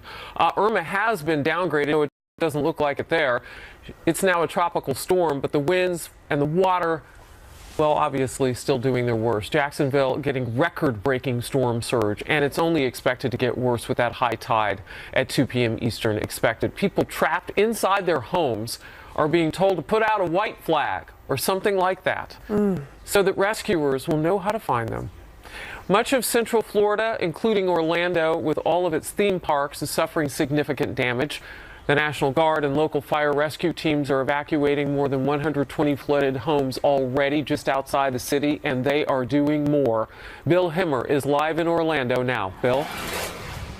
Hey, Harris, good afternoon again. You know, we're still getting these squalls roll in through here, and it's going to continue for several hours here. I'd say maximum maximum winds, maybe 35 miles an hour, maybe 40 on the high end, but mostly in the 25 to 30 mile an hour range. And they come in periods here, and then they leave, and then they come back again. And that swirling is going to continue until perhaps 6 o'clock into the early evening hours. With regard to Jacksonville, one fine distinction I think we need to make. We saw the water in Houston, and the water was a result of a Hurricane Harvey that stalled over the city and just dumped rain, 52 inches of rain, and the water in that low-lying area had nowhere to go. The ground was just saturated. All it could do was just keep it in place, and that's where you saw road after road and neighborhood after neighborhood underwater. The Jacksonville deal is a bit different. It's tidal influence with a high tide 90 minutes away. I know it's no consolation for the business owners watching this right now and listening to Peter Ducey talk about the lack of sandbags there. But this water is going to rise. It's going to come up for some time, and then it's going to go out with the ocean as well as we move into the evening hours tonight, and we'll see what is left of there. Very similar to what we saw in Miami yesterday, Harris, and again last evening. I think the pictures out of the Keys from Adam Housley are stunning. If you listen to Adam's reporting when he and producer Andrew Fohn wrote out that Category 4 impact, they're just in one spot of a 70 to 80 mile stretch of roadway. And so now, I mean, the imagination runs wild just to think, Harris, how much damage there is in the Florida Keys at the moment that we have yet to see. Yeah, you know, Bill, and we're starting to get just notes. I mean, not even all the pictures, but just notes through tweets and other social media about all the damage in the Keys. I mean, people just putting out one-liners about apartment complex that's fallen, about the fact that the bridges have to individually be checked. They don't want anybody out, even when the sun comes out. They don't want anybody on any structures because they took so much wind, and a hairline crack might not be something that you and I could see with our bare eyes, and something could fall, and they don't want people out there. I mean, there's just so much more to the story in the Keys. Several hundred miles away from where you're standing right now was where Irma first made landfall. Yeah, and there's another part of the state, too, that we're going to give a lot of attention to once we can access that, and that's Marco Island. Marco Island was the scene of the second hit when it was reduced to a Cat 3, but still, when you think about the force of that ocean hitting land yesterday, and no access to the road there. By the way, there's a curfew in Orlando till 6 o'clock tonight. You would not know it from the traffic behind me. We heard a police car just go by a moment ago with a loudspeaker. I'm not quite sure what they were saying, but we believe the curfew is in effect till 6 o'clock till tonight. Having said all of this, Harris, we should be grateful based on, a lot of the projections, frankly, that were bound for the state of Florida. When you think about the timing of the tide going out with a storm hitting land in Sarasota and St. Pete's and further south in Fort Myers and into Naples, I mean, it could have been a stroke of luck or even a minor miracle that the timing happened when it did, and that may. I'd say bigger than a minor miracle. Too, as we move forward. But Bill, what can you say about Orlando? I mean, I see the wind. Right. When we saw some wide shots, the wind looks a lot worse than it does when it's close up. So for the people in Central Florida wondering about their relatives or what's going on, are the roads pretty much passable? Are the people able to get around, curfew or not? This is Monday. Since Friday night, Brian, this is the most traffic I've seen in Orlando going back 4 days right now. They heeded the warnings. They got off the roads. They went to hotels. They went for higher ground. They went to relatives. They went to friends' houses. They moved around the state as the storm forced them to move. And they're going to make their way home. But, the important thing now, electric lines in the road, accessibility, they're urging people to stay where they are for the moment. I will tell you, Brian, though, patience only lasts so long.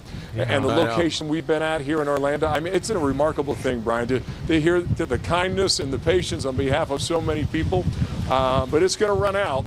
But I think, fortunately for the people here in Orlando, 300,000 lost power. They got lucky. Bill, we're watching a lot of traffic go by behind you. We've seen a couple of utility trucks go by, which is great news because, of course, everybody without power is very frustrated and wants their power back. But we've seen a lot of cars go back and forth behind you, and yours is the only live shot where we're seeing that. We're going through all the reporters. So it does seem like there are people moving around where you are. How long has that been going on? I'd say a couple hours. I mean, honestly, this is the first time. The first time we've seen it. I think what it does, it gives people a sense of confidence that the worst is over and they've gotten through this, at least here locally. Other parts of the state, that's going to be a big matter. I mean, what you're looking at in Jacksonville, I mean, this is something else. 52 years since you've seen water this high. We've yet to see the images out of Savannah. And watching Rick Wright News report from 10 minutes ago, Charleston's next after that, and the tide is timed perfectly to bring more water into these low-lying areas. Well, Charleston's been hit so many times before. I mean, you've got so much tender ground along the coastline there. A couple things: 125 plus rescues reported of people stranded by flooding where you are in Orlando, Bill. And you talked about the Keys. The National Guard is saying that it's now trying to land at Opa-locka Airport so that they can get to people in the Keys and help them out. One quick last thought from you. We talked to Bill Nelson, the senator from Florida, an hour ago. He's going with Marco Rubio on a Coast Guard helicopter right now. They hope to get to Key West, Florida. They're going to come back with their story later tonight. We hope to have their pictures and images. We have yet to see the aerials. And my best guess, Harris, is once we see the aerials, that strip of the Florida Keys could be just a scene of devastation as we move mile after mile after mile. So we await to see whether or not that is indeed the case in the end. The police chief in the Keys told us on Friday that that's what he was anticipating, but they were ready for it. We pray for them. We'll get those images later today on Fox News. Thank you, Bill Himmer, very much. We do. Right, and that's why in the Caribbean they don't have great infrastructure. 28 people died before you even got to Florida. They added another 10 now, so I mean it's 38.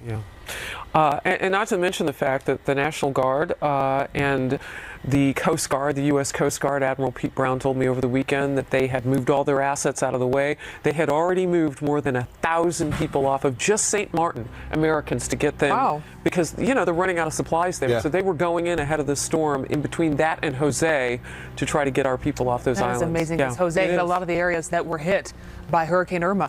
Just devastating. U.S. Coast Guard, say those words a few times with some gratitude today, because those people were working really hard this weekend. All right, we'll move on. Situation critical in one of Florida's most populous cities, Miami. This is historic. Floodwaters now are still rising. Dozens of rescues underway as authorities tell people to get to higher ground as the tide comes in. The latest straight ahead. Stay close.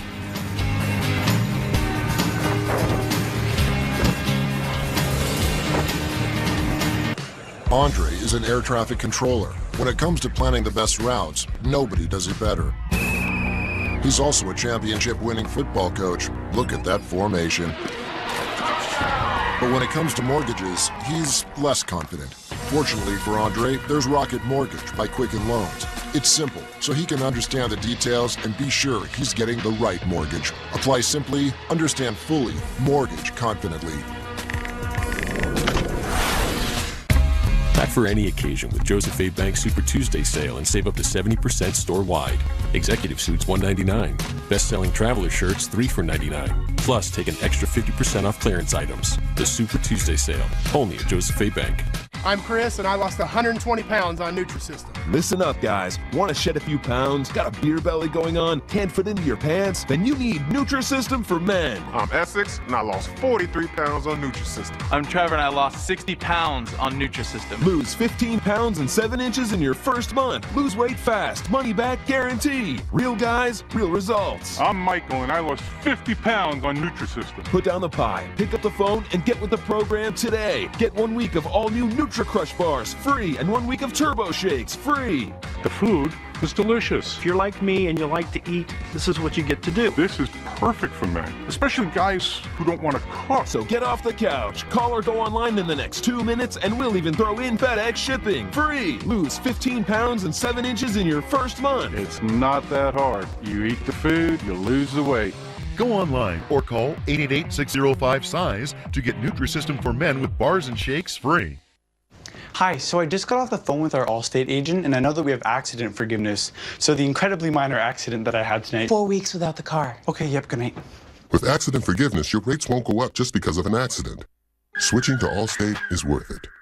Do you suffer aches and pains from poor circulation? Are tired, aching legs stopping you from enjoying life? You don't have to suffer any longer. Relieve your aches and pains with Revitive Medic Circulation Booster, a new drug-free home treatment cleared by the FDA that significantly improves circulation in your legs and feet. Just one relaxing session a day, and you'll feel back in control. Medical conditions, age, or inactivity can cause poor circulation. The result, aches and pains that ruin your everyday life. Only Revitive Medic's patented wide pulse waveforms stimulate the nerve endings in your feet to get your lower leg muscles pumping and actively improve your circulation, relieve your aches and pains, and strengthen your leg muscles. I have tried everything to get rid of my pain, and nothing has worked like Revitive. And even better, it's not a drug. My granddaughter asked me to dance with her. Well, I can't turn down my granddaughter, right? So I danced 2 long dances with her, and I would never have been able to do that without Revitive. It makes a big difference, quality of life. It's nice to have that filling back and have the control back. Award-winning design makes Revitive Medic easy to use. Just place your feet on the foot pads and increase the intensity using the remote control. In minutes, you'll be enjoying relief as Revitive's clinically proven impulses take your aches and pains away. Discover why 94 out of 100 people who try Revitive keep it. Because it works. Try risk-free with our 60-day money-back guarantee. If Revitive Medic doesn't relieve your aches and pains, return it and we'll refund the purchase price, the shipping, and even pay the return shipping. That's how confident we are in the power of Revitive. Call 1-800-369-8362 or go to tryrevitive.com right now. That's 1-800-369-8362. You don't have to live with pain. You just have to take the leap and try Revitive. As Irma heads north, Miami is now dealing with the storm's immediate impact just hours after the powerful winds battered that city. The storm so big that even as it tracked up Florida's west coast, its storm surge flooded Miami streets on the other side of that state. Meantime, Miami police now investigating reports of looting as Irma battered that city. Authorities say a group in a white truck hit multiple stores. At least 2 people arrested. 2 others have been detained. Phil Keating is live on the ground in Miami with the very latest. We know in these situations, Phil, it brings out the very best in people, but can also bring out the very worst. What are you hearing? Absolutely, Abby. Usually it takes a few more days after a hurricane blows through for the looting to really start, but the storm was still happening yesterday, and there were at least 3 reports of looting. One up in Broward, 7 young men trying to steal a bunch of shoes from a new shoe store, and there was a report last night about a guy trying to steal some guns from a sporting store. This is busy Normandy Boulevard. It is very busy all the time. It's always traffic. This tells you today's not a normal day. Far from normal. Most people haven't gone back to work. Most people are basically cleaning up, and there is so much debris to clean up. This is a 2.5-foot diameter tree, very, very heavy. You can see the root system. It all blew down as the winds shifted from the east going west to the south going north. It was a very rough, hellacious day. We stood in it for most of the day yesterday. It was driving winds, driving rains, and it was just a pummeling that never seemed to stop. 30 hours that the South Florida East Coast endured of Hurricane Irma. Basically, no one was on the streets. The people who didn't evacuate were hiding in their homes and hotel rooms. But not every Irma victim can clean up just yet today. Plenty of neighborhoods still dealing with the effects of the 2 to 4 foot storm surge, which in most cases has receded, but by far not all. If you're elderly or disabled, well, as we found out today, the day or days after a hurricane can be frustratingly overwhelming. First, we're going to call our insurance companies for the 2 autos. I'm not sure if the cars will even start because their engines may be half underwater. And our flood insurance and homeowners insurance carriers. And so we'll notify all the insurance companies. That's our main chore today. Yeah, we hardly have battery on the phone. You are looking live at returning residents who have walked about a mile or 2 over the bridge, which connects the mainland. It connects North Bay Village before you get to the mainland with Miami Beach. These are people who evacuated, They left the car on the other side of the bridge, and now they're coming home where they can check out and see what the damage is. The reason they're walking and the reason there's a roadblock on the bridge is because nobody is allowed to enter Miami Beach, the city of, now until tomorrow morning. It is closed off to anybody getting in. They want to make sure they get there, make sure all the trees are not blocking roadways anymore, make sure all the fuel and gasoline spills and oil hazards are cleaned up. Also make sure there's no power lines blocking the road, as has been the case many, many times. Speaking of power, still a major issue. It's always a top priority right after a hurricane.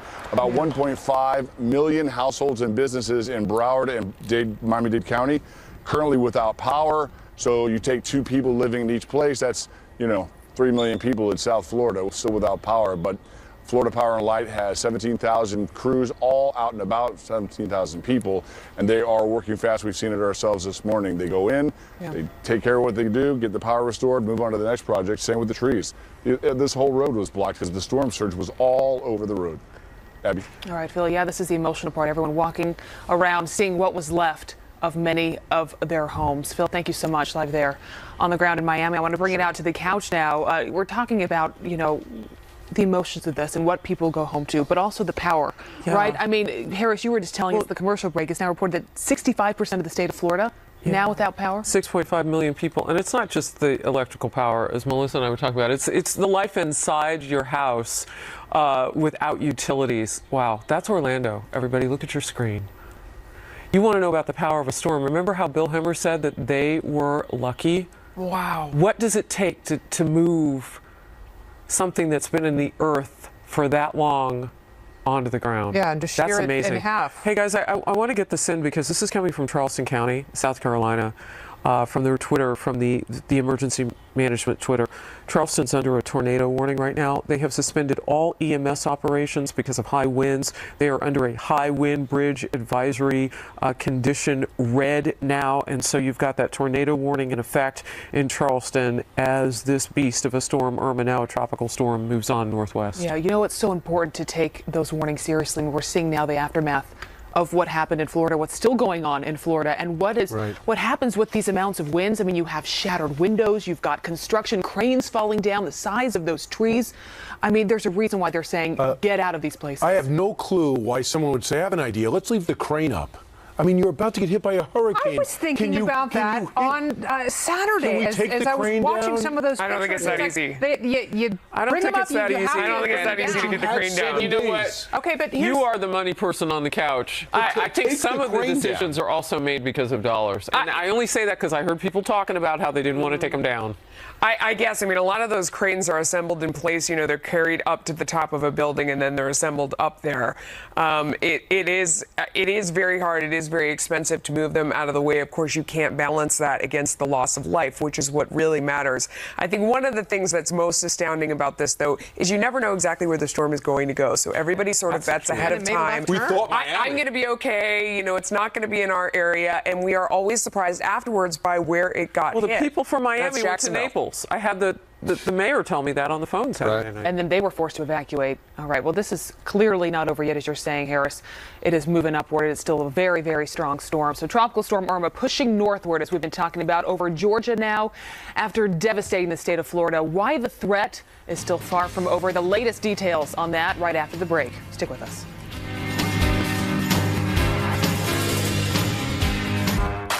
What does life look like during your period? It's up to you with Tampax Pearl. You get ultimate protection on your heaviest days and smooth removal for your lightest.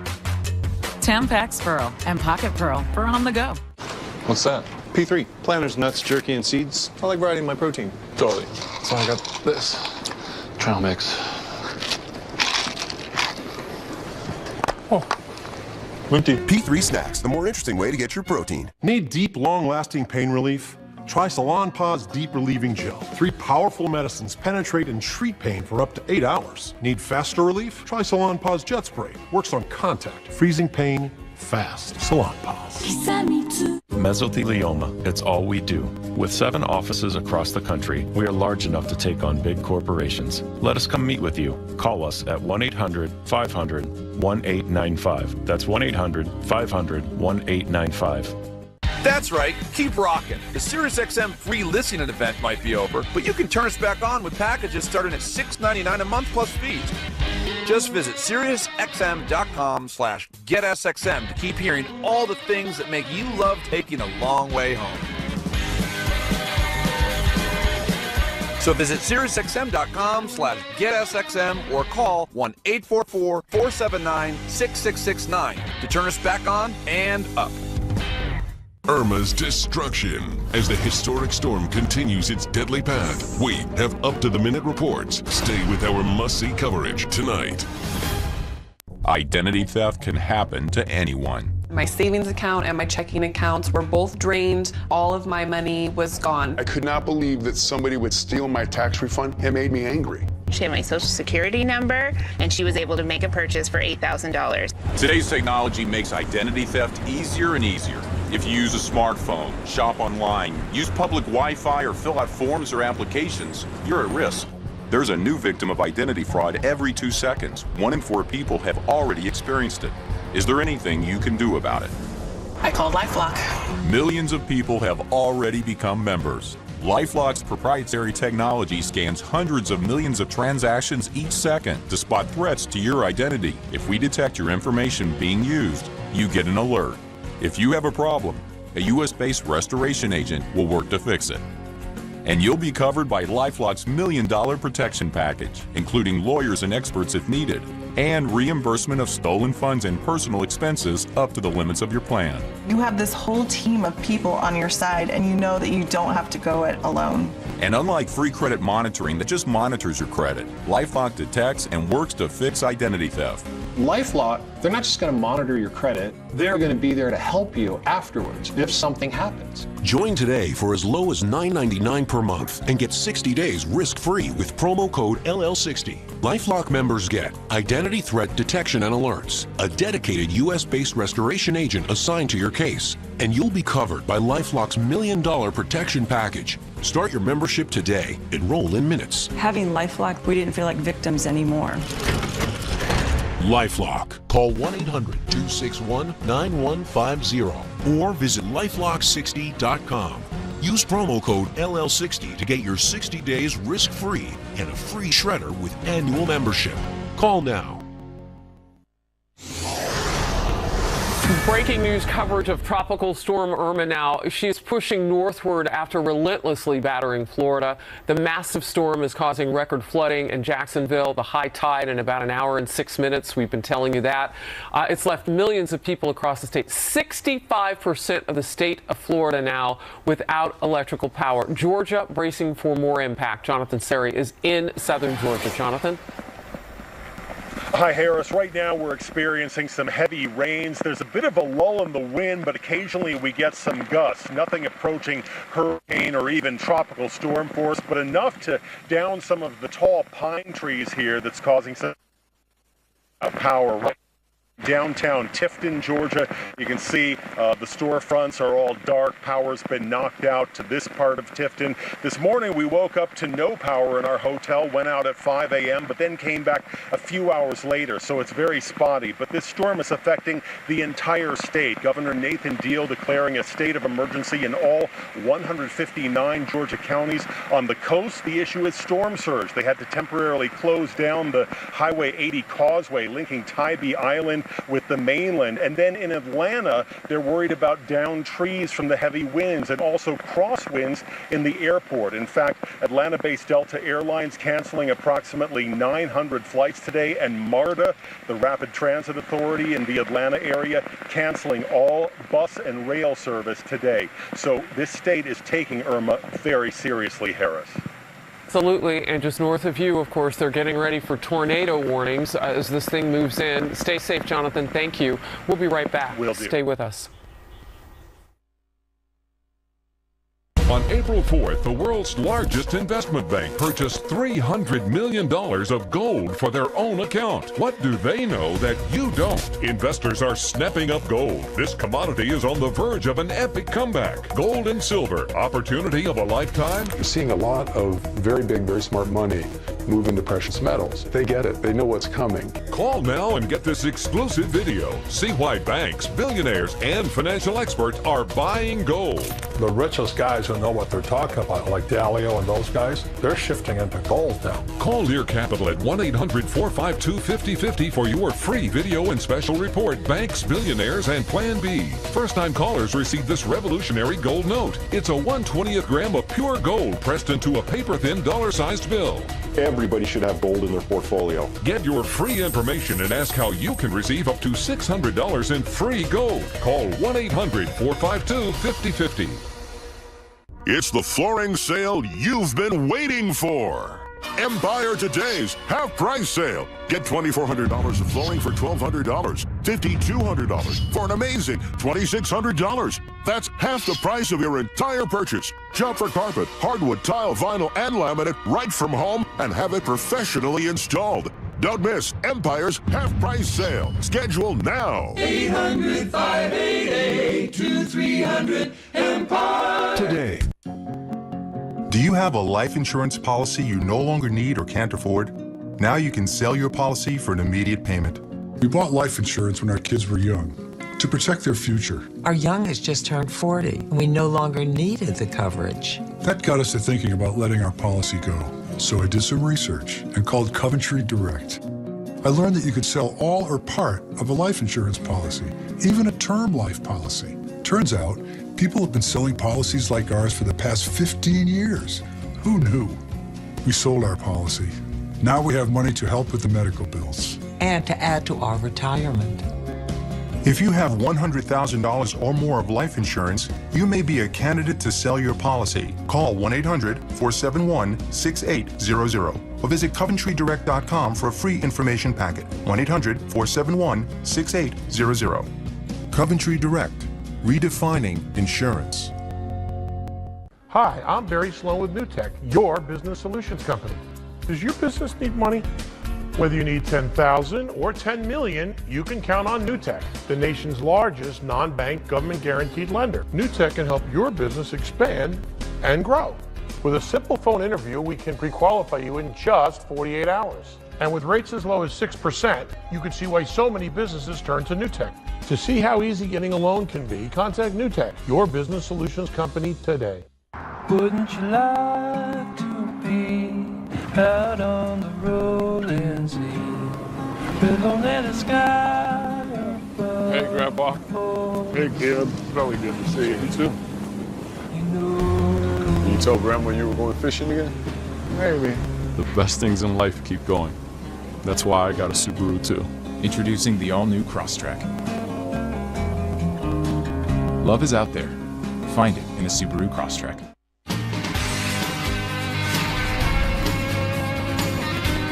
As we wrap and go here, Governor Rick Scott is joining the U.S. Coast Guard for an aerial tour of Tropical Storm Irma's impacts on the Florida Keys today. We'll be reporting that and bringing you fresh pictures as that happens. Brian Kilmeade, always a pleasure to have you. Thanks so much for having me. It's always great to come on. And I know that you are on the air 99 hours a day, so we appreciate But you there's coming no by. show like this. I love being here. God bless you. All right, as we wrap it up here, I'm Harris Faulkner. We're going to go straight away to Shepard Smith. It's 10 a.m. in the West Coast, 1 p.m. in Florida, where we're still tracking the remnants of Hurricane Irma. Now a tropical storm, but still causing plenty of trouble. And for folks in and around Jacksonville, this afternoon could bring plenty of rain. It's bad now. It's going to continue to get worse.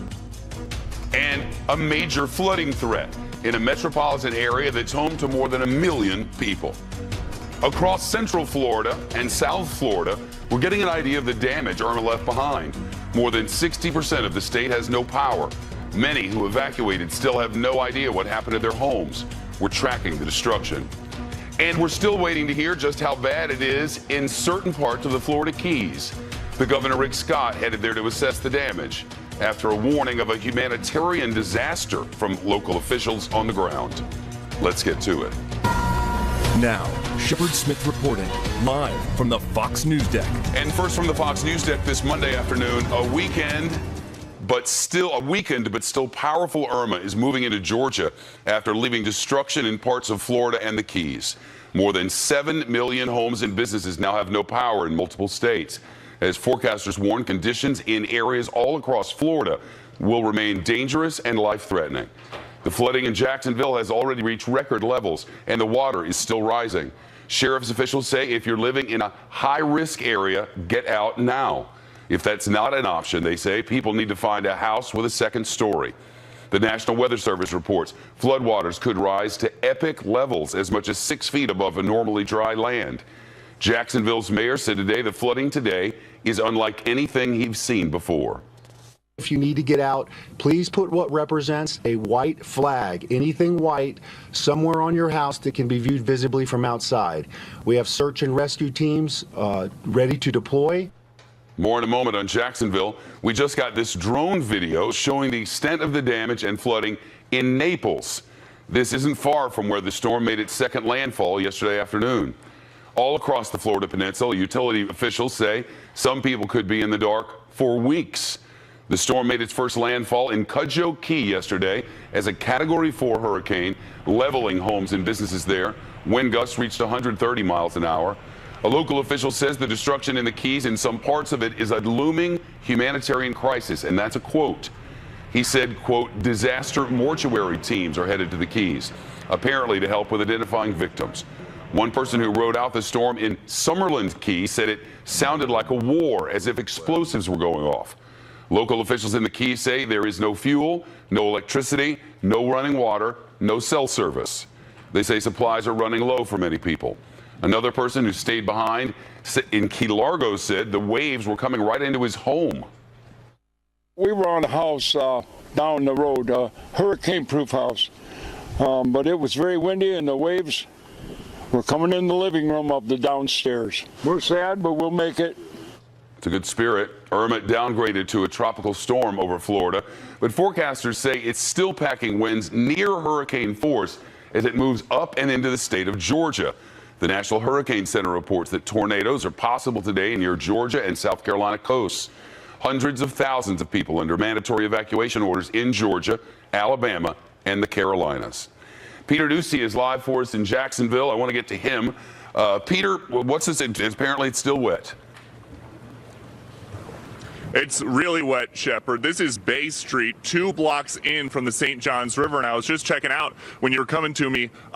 The water looks like it's about to go into this bar and grill, this marketing agency, this brokerage firm, because they don't have sandbags outside. Jacksonville was never really talked about as a place that was going to get the full force of Irma, yet here we are with about 90 minutes more, according to local officials, of rising water. You can see, again, on neither side are there sandbags, but there is a lot of water and there's some damage. This looks like it was either somebody's garage door or a storm shutter. It's just laying now wasted in the middle of the street. And the water has been rising not only since we got here, but since the power company got here. There are 3 trucks, and you can see where this gentleman parked, this utility truck parked.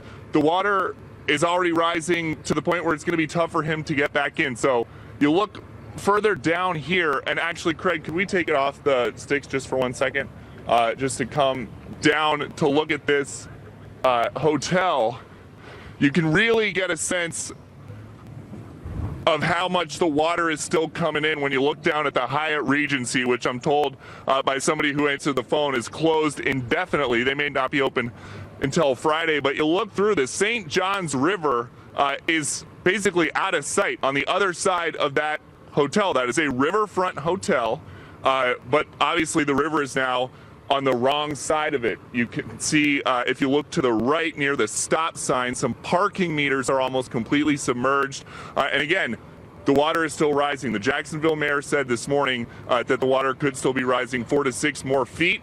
If that happened, it would be up to about here. And they're saying around 2 o'clock is going to be the highest water level around here. They wanted everybody out before, but you heard him telling people if you didn't get out in time to hang a white sheet and they'll try to get you. A lot of people have already been calling for help. The last update, 600 calls so far. They don't have much of a breakdown in terms of how many of them were calling for rescues, but about 60 calls an hour since the water started rising. And again, it's still coming up, Shep. Peter Ducey in Jacksonville, back to him as events warrant. This is the Julia Tuttle Causeway down in South Florida. Look at this. I think this is the eastbound lanes of the Julia Tuttle Causeway. So on Interstate 195, heading onto Miami Beach, Mount Sinai Hospital is right there. And I guess cars were stuck on this thing. So they've got people who are eastbound and people who are westbound all in what appears to be the eastbound lanes. These pictures from WSVN's Chopper, our South Florida news station, and our local affiliate there in South Florida. The recovery in South Florida has been more difficult than maybe some people thought once the storm was passing just this time yesterday. I guess it hadn't passed by now, but it was certainly on the way. And some difficulty there with traffic and with flooding in local areas. We've been watching this throughout the early afternoon as the helicopters have been finally back up after the wind passed.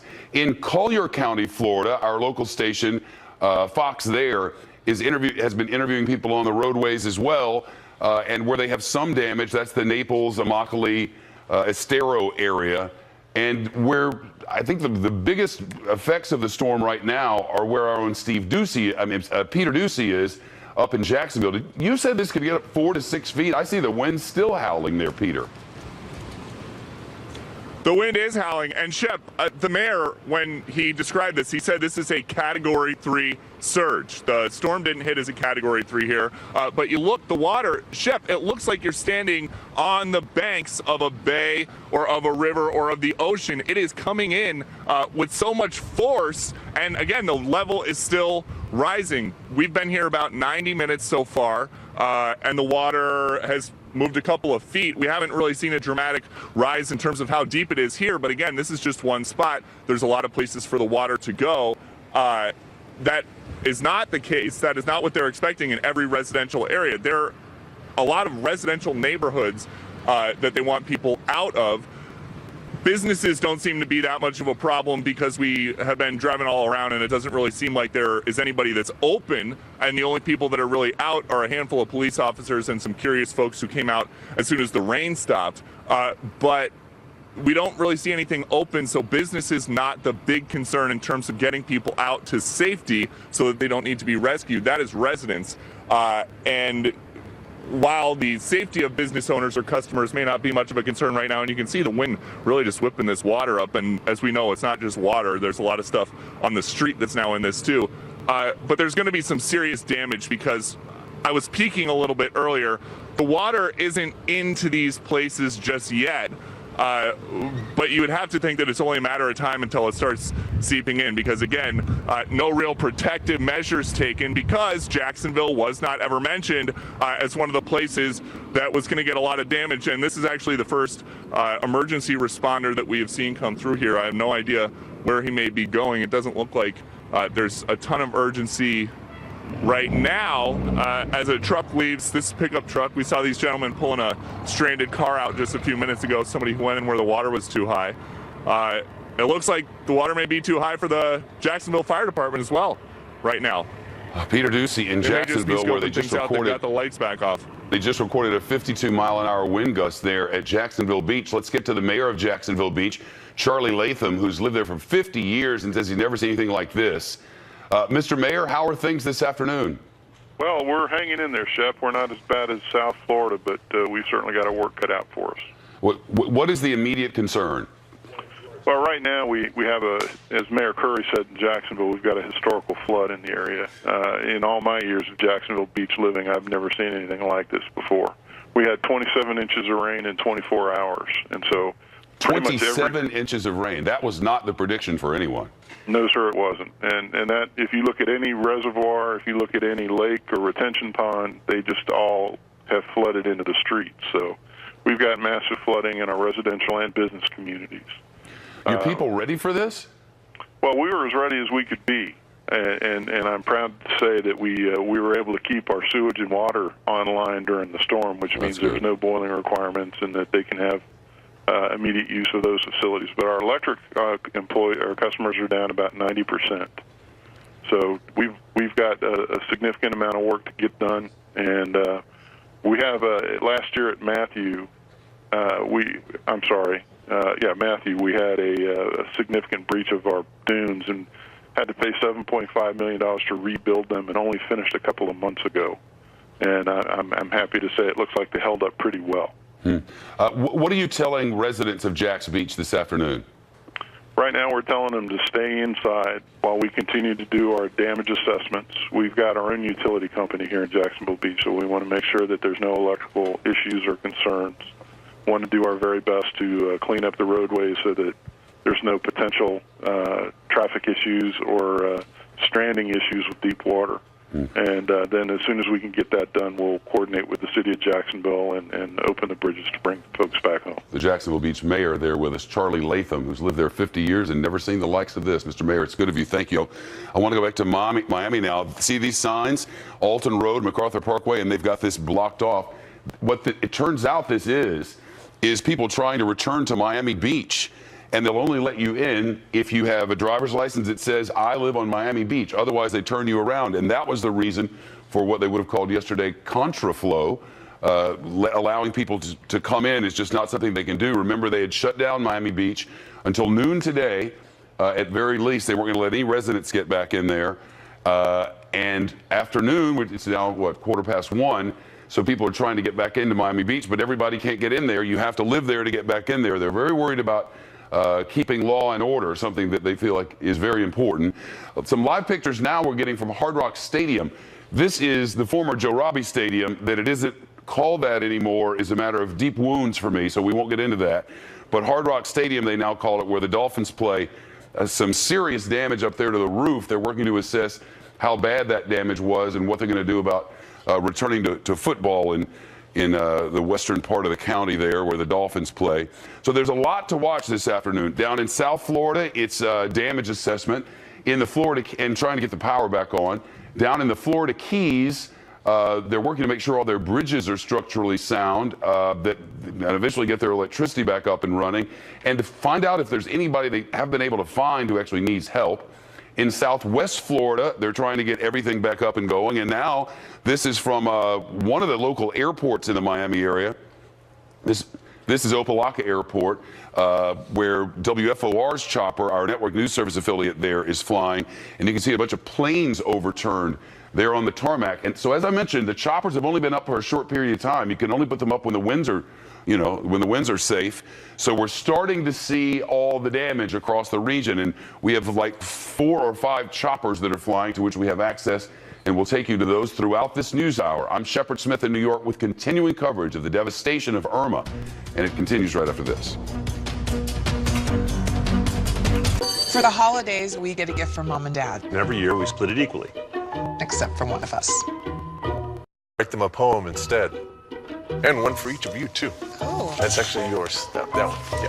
Regardless, we're stuck with the bill. Oh, too many words are the most valuable currency. Well, last I checked, stores don't take words. Some do. Oh. Not everyone could be the poetic voice of a generation. I know, right? Such a burden. The Bank of America mobile banking app. The fast, secure, and simple way to send money. My name's Ron, and I lost 80 pounds on Nutrisystem. Men, pay attention. Have a big belly? Want to raise your testosterone? Like to have more energy and improve your lean muscle mass? Then lose weight with Nutrisystem for men. I'm Essex, and I lost 43 pounds on Nutrisystem. Lose 15 pounds and 7 inches overall in your first month. Lose weight fast. Money back guarantee. Shrink the belly. Raise testosterone. Higher testosterone, more drive. So come on, put down the chips. Get on the phone and get with the program today. We'll rush you 1 week of all new Nutri-Crush bars to crush cravings, free. And 1 week of protein-packed turbo shakes to bust that gut, free. Pizza, pasta, burgers, man food. At 54, I have more energy, more focus, more stamina. Lose weight and burn body fat. Call or go online in the next 2 minutes, and we'll even throw in FedEx shipping, free. Lose 15 pounds and 7 inches overall in your first month. Do it. Do it now. Don't wait. Go online or call 877-842-SIZE right now and get Nutrisystem for Men with bars and shakes free. As a working mom, I'm thankful my mom is able to help out. So I bought her the all-new Jitterbug Flip from Great Call. It's so easy to use, easier to dial. There's also a 5-star button on the keypad. One touch and you'll be immediately connected to a highly trained agent who can confirm your location, assess the situation, and get you the help you need. And right now, get 25% off at Best Buy, Rite Aid, or Sears. Pack for any occasion with Joseph A. Bank Super Tuesday sale and save up to 70% store-wide. Executive suits $199. Best-selling traveler shirts $3 for $99. Plus, take an extra 50% off clearance items. The Super Tuesday sale, only at Joseph A. Bank. Let's dance, Grandma. You don't let anything keep you sidelined. Come on. That's why you drink Ensure with 9 grams of protein and 26 vitamins and minerals for the strength and energy to get back to doing what you love. Ensure, always be you.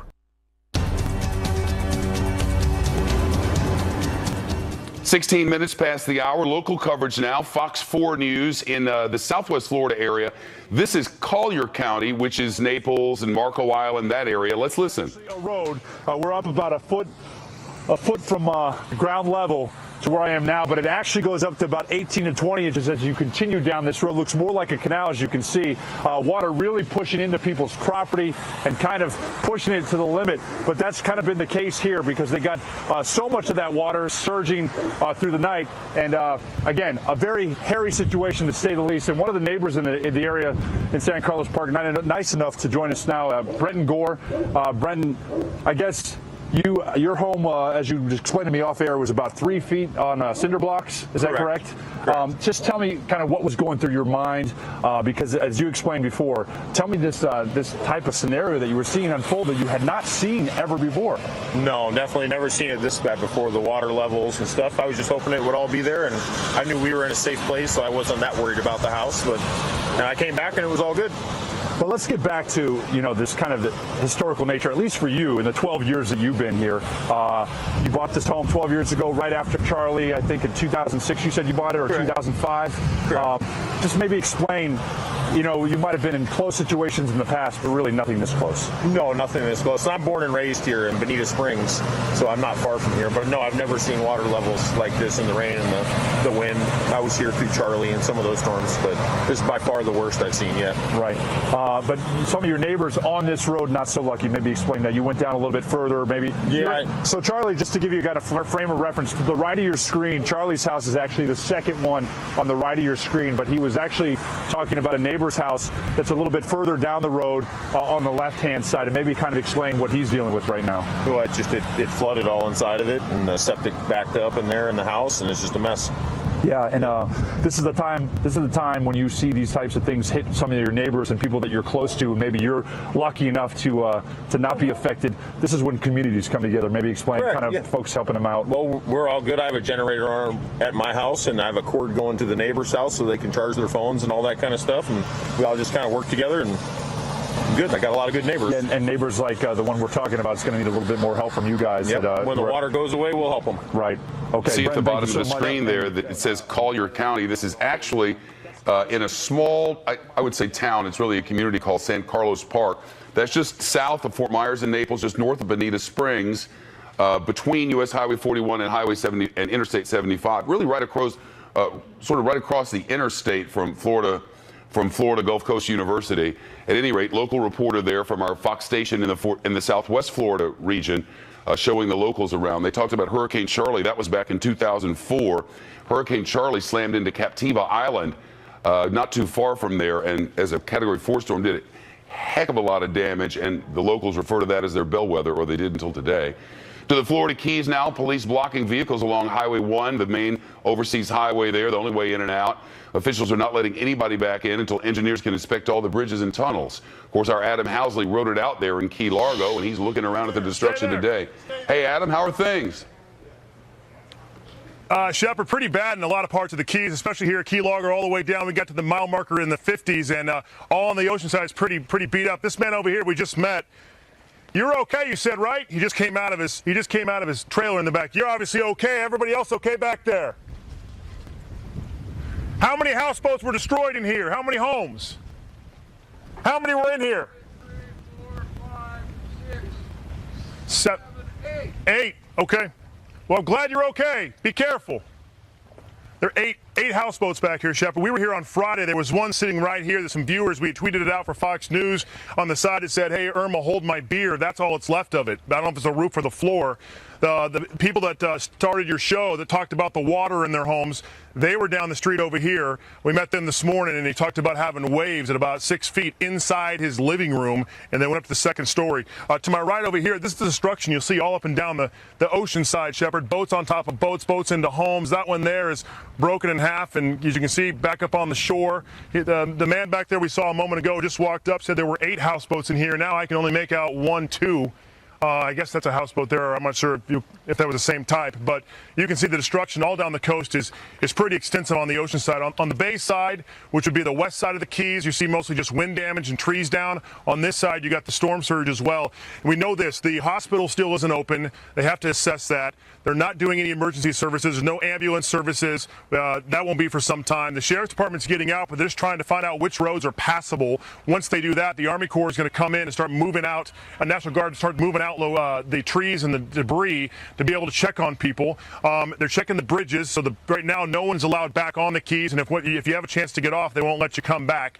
Water levels are low in significant parts of the Keys. No electricity, no cell service, and to be honest with you, I'm not sure when that's going to come back. At least electricity, there are lines down everywhere, and before they can turn electricity on, those lines have to be off the ground, Shepard. So as one official said, humanitarian crisis, it's very significant. They are doing some air ops right now, and we know down in Marathon to our south a bit and to the west, that's where they got it the worst, and there's a lot of concern still about how Marathon went through there. We haven't been able to get down there yet. I know some of the emergency folks who've come in from a number of different federal agencies are flying down this afternoon to try to get more information out of there, Shepard. Adam Housley in Key Largo. We'll get back there. It's still closed, the Florida Keys.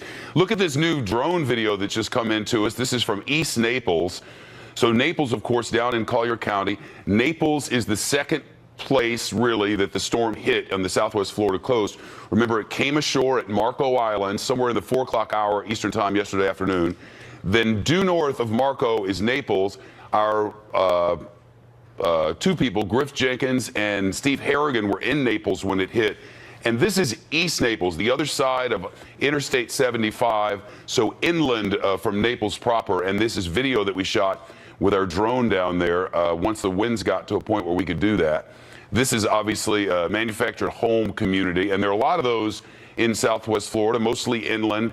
A lot of retirees who come to that region, especially from the Midwest. And now, frankly, there are a lot more of them who are coming down from the Boston area, largely because the Boston Red Sox train down in Southwest Florida at an absolutely beautiful stadium. And a lot of Bostonians and New Englanders have made it their goal to retire down there. The Red Sox haven't always trained in this region, but they have for the better part of the last couple of decades, maybe a little more even.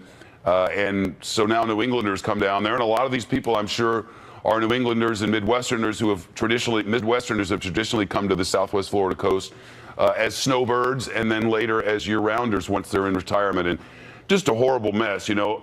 A lot of people who are down here on fixed incomes, they've retired, they have a plan for retirement.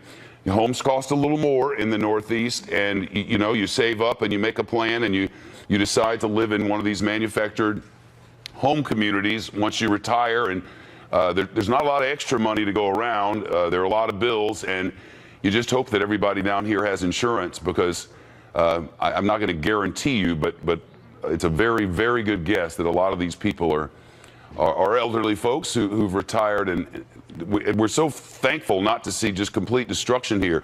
Remember when this storm was at 185 miles an hour and headed this direction? That's not the storm that hit here.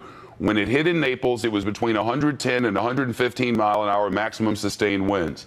There was a gust recorded at the Naples Regional Airport, not regional south, the International Airport in Southwest Florida, which is between Naples and Fort Myers, but a smaller airport, Naples Regional, at 142 miles an hour. And that was somewhere around 5 o'clock Eastern time yesterday afternoon. Carissa Lane, I'm going to look that up for you so I know exactly where that is. Okay, this says it's in South Naples, so I can give you an idea of where this is. If you go south on 41 from Naples, Highway 41 is the highway that starts on the west coast and then makes its way all the way across, all the way down into the Everglades, and then crosses at Ochapi and connects up with Highway 90 to go across the coast. Anyway, south on 41, and you get to the Lely Resort just past Naples Manor. So 41 and Collier Boulevard, which is familiar to a lot of people who know that area. And in a small community there, Henderson Creek Drive, it's off. And this is one of the side streets, an all manufactured home community, and a lot of damage sustained there. Griff Jenkins was in Naples when Irma pounded the city just about 21 hours ago. And it's not complete destruction, but you've got a mess there, don't you? We sure do, Shep. And, people are thankful that storm surge did not materialize into the devastating result that they thought, a 10 to 15-foot surge. Nothing like that. We were down by the coast. There's a little flooding and some minor structural damage, but they're going to recover. But, inland, we're a few miles inland. Look at these trees. The roads are littered with these trees. The sheer force, how impressive to just rip this 30, 40-foot tree. There's 7 here in a row. As you look up the road, even more of them. And we have seen not only trees, but the power lines that have been reported elsewhere. There's a lot of Florida Power and Light trucks out and tree trucks trying to clear the trees and the power lines. The power is certainly an issue because when everybody woke up here, Shep, it was 90% of Collier County without power. That's Naples and, of course, Immokalee and Marco Island. They had no power. They were in darkness. The streets were really impassable. They've done a remarkable job of getting that done. Marco Island obviously taking the brunt, the first landfall in this area, 130 miles an hour, as you mentioned. Marco Island Police Department just tweeting about 20 minutes ago that they finally let some residents with identification to get back on the island and assess it. We've been driving around all day trying to see what it is, and it's exactly as you just sort of mentioned. It could have been a whole heck of a lot worse inland, and in that south Naples area where you were mentioning down by that airport, certainly destroyed a lot of homes, and some drone footage we had shot earlier in the North Naples, which had a significant amount of flooding due to the rainfall. But the real story here is going to be power restoration and clearing some of this junk. But the storm surge, they dodged that bullet, if I could use a cliche. Shep? And we were mentioning this yesterday as the storm came ashore. Remember, everything south of Naples really got a pretty bad storm surge. And as Steve Harrigan was standing out in the pouring rain and the pounding winds yesterday, just after 4 o'clock, Eastern time, we were watching the eye of the storm come up on local composite radar, and the eye of that storm had been very well formed, and it had been completely circular, and everyone who had experienced it prior to that time had experienced a real eye of the storm, and that you look up and there's blue skies.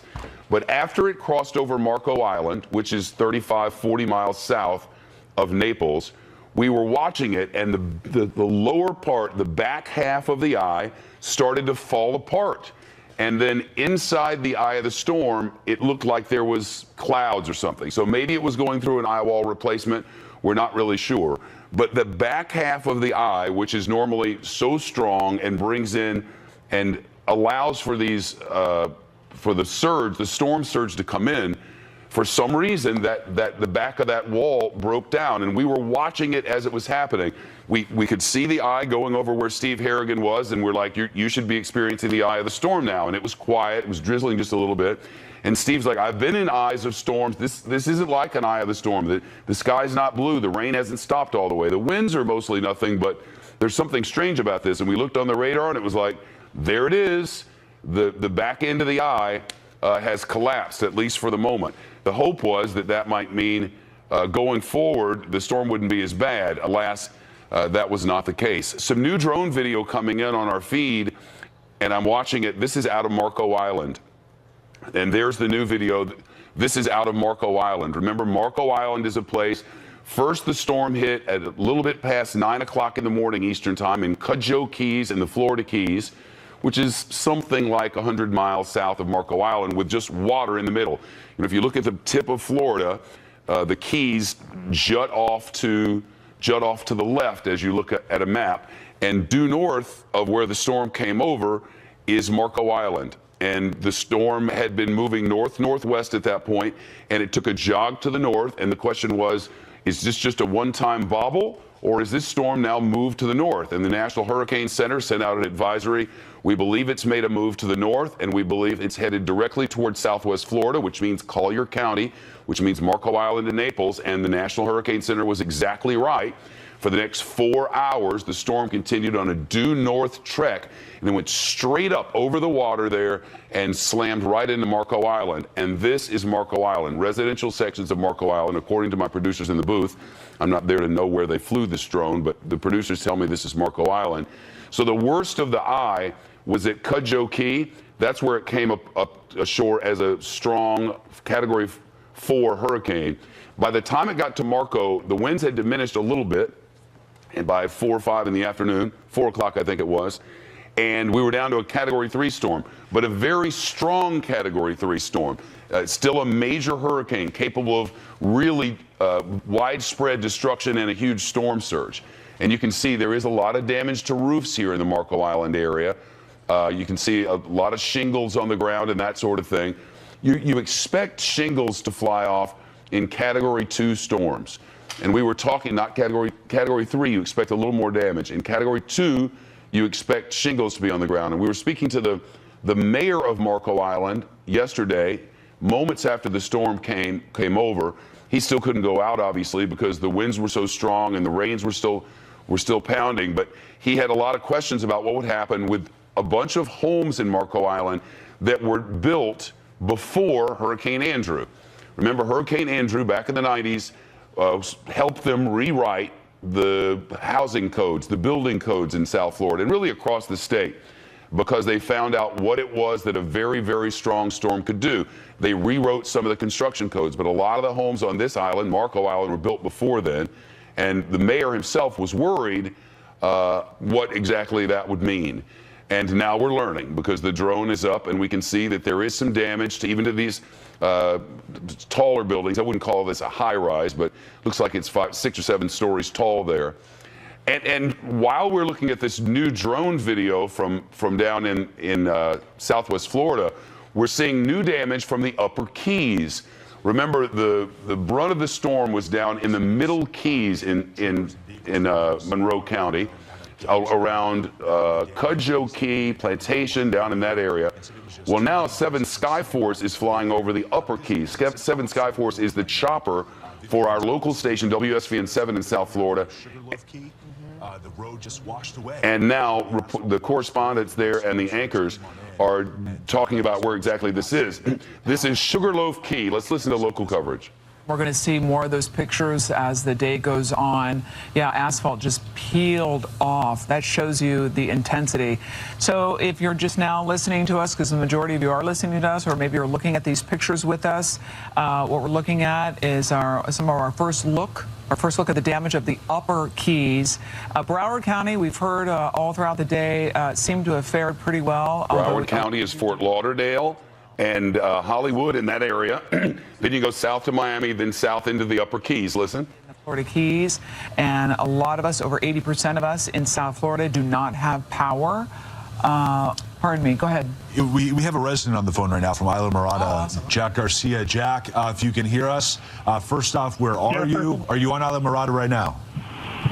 I am on top of the Snake Creek Bridge. I just came back from checking on some property and friends of mine down at mile marker 60 in Coffee, 63 or 62 thereabouts, and I'm on my way back to my house in Isla Mirada and Plantation Peak.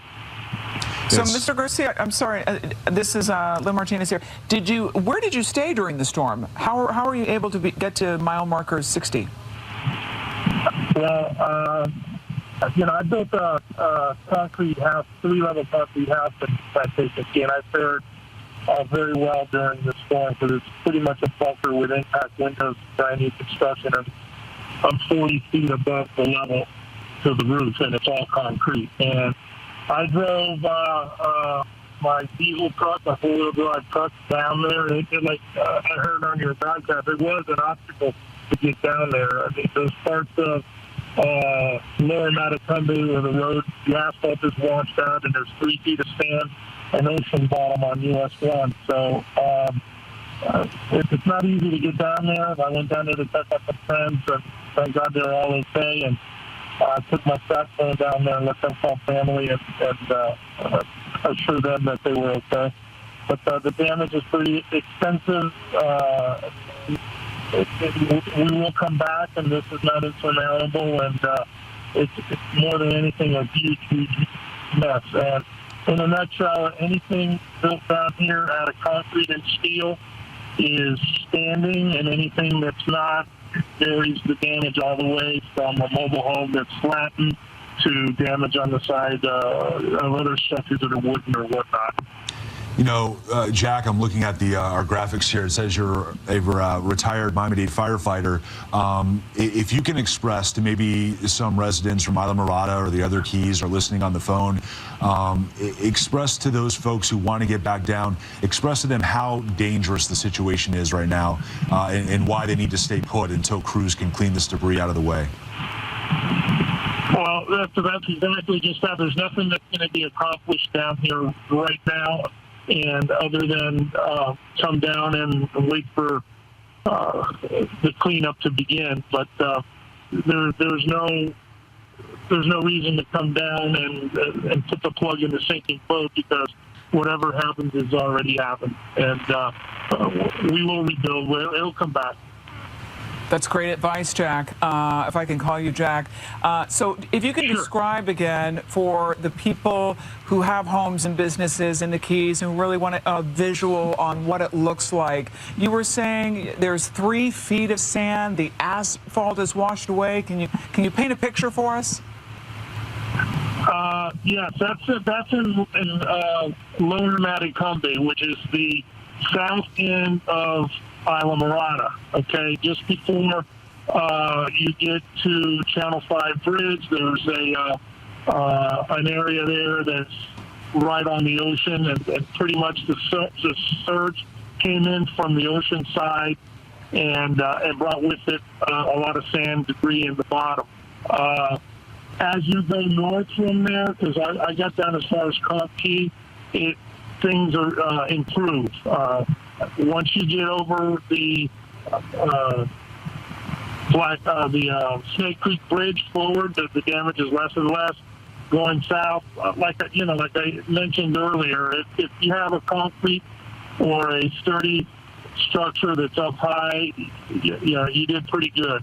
And that's what I didn't get further than Conch Key, so I can't say how things fared down there.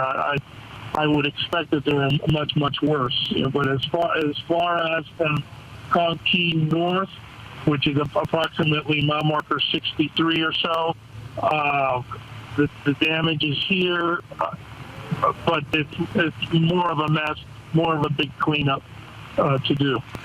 What was it like to ride out the storm in Isla Mirada? You described your home as 40 feet above ground, like a bunker built out of concrete and steel, so you definitely had an advantage there.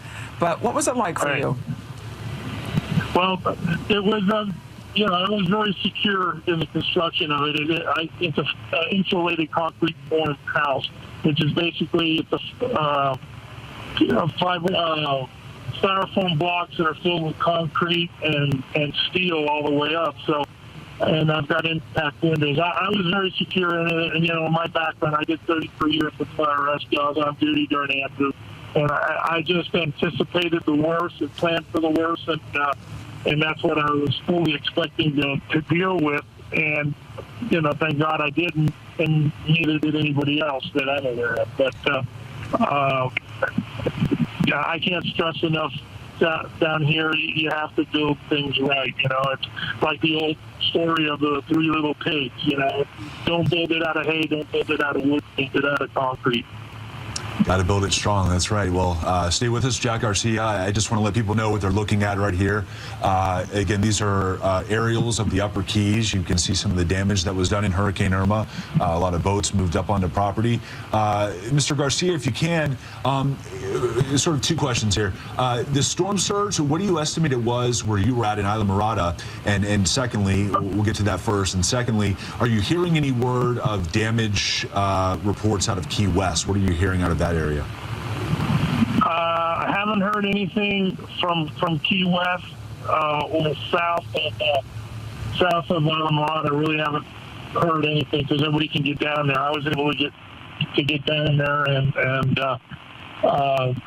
see for myself. But south of that, I don't know. I haven't heard anything. But as far as the storm surge, we were very fortunate in Plantation Key because if you're on the bay side in Plantation Key, we didn't get the storm surge we were expecting. As a matter of fact, what happened is during the storm, all the canals emptied. It was very, very, very ominous because it was, in the back of my mind, I was thinking like a tsunami, where the beach and the ocean empties and then only to bring back a huge surge. That never happened.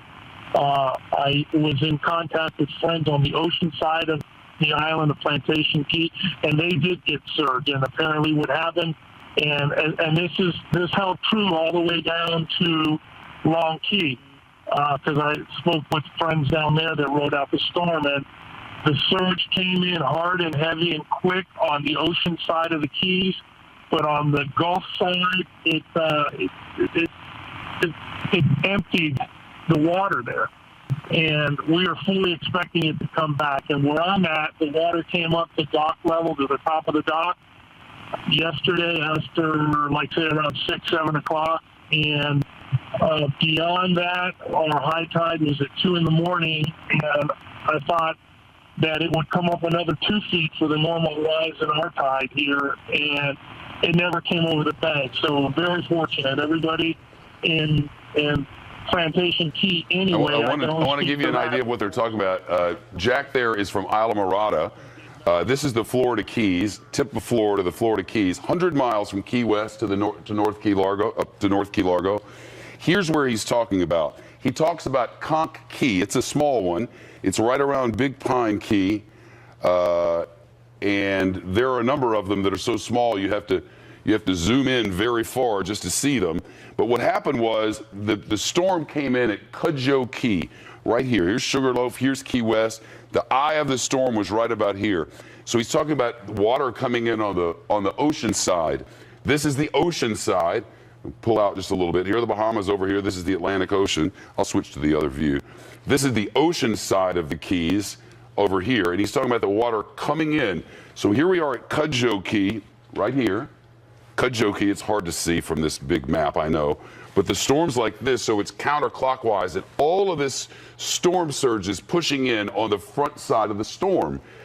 He gave a number of keys in there. Conch Key, No Name Key, I guess was one of them. Summerlin Key, he discussed a little bit. The eye went over there as well, all the way up to Marathon Key. And they talk in mile markers down in the Keys, which is sort of normal. And he's talking about how the bay emptied out on the other side. This is the base, or the Gulf side, the Gulf of Mexico side. All of this side emptied out, and they expected it to come back as it made its way north toward Marco Island. Again, here's where it came ashore at Cudjoe Key, and it went straight up north to Marco Island and Naples. And they thought that the storm surge would come back from the other side and really mess things up there.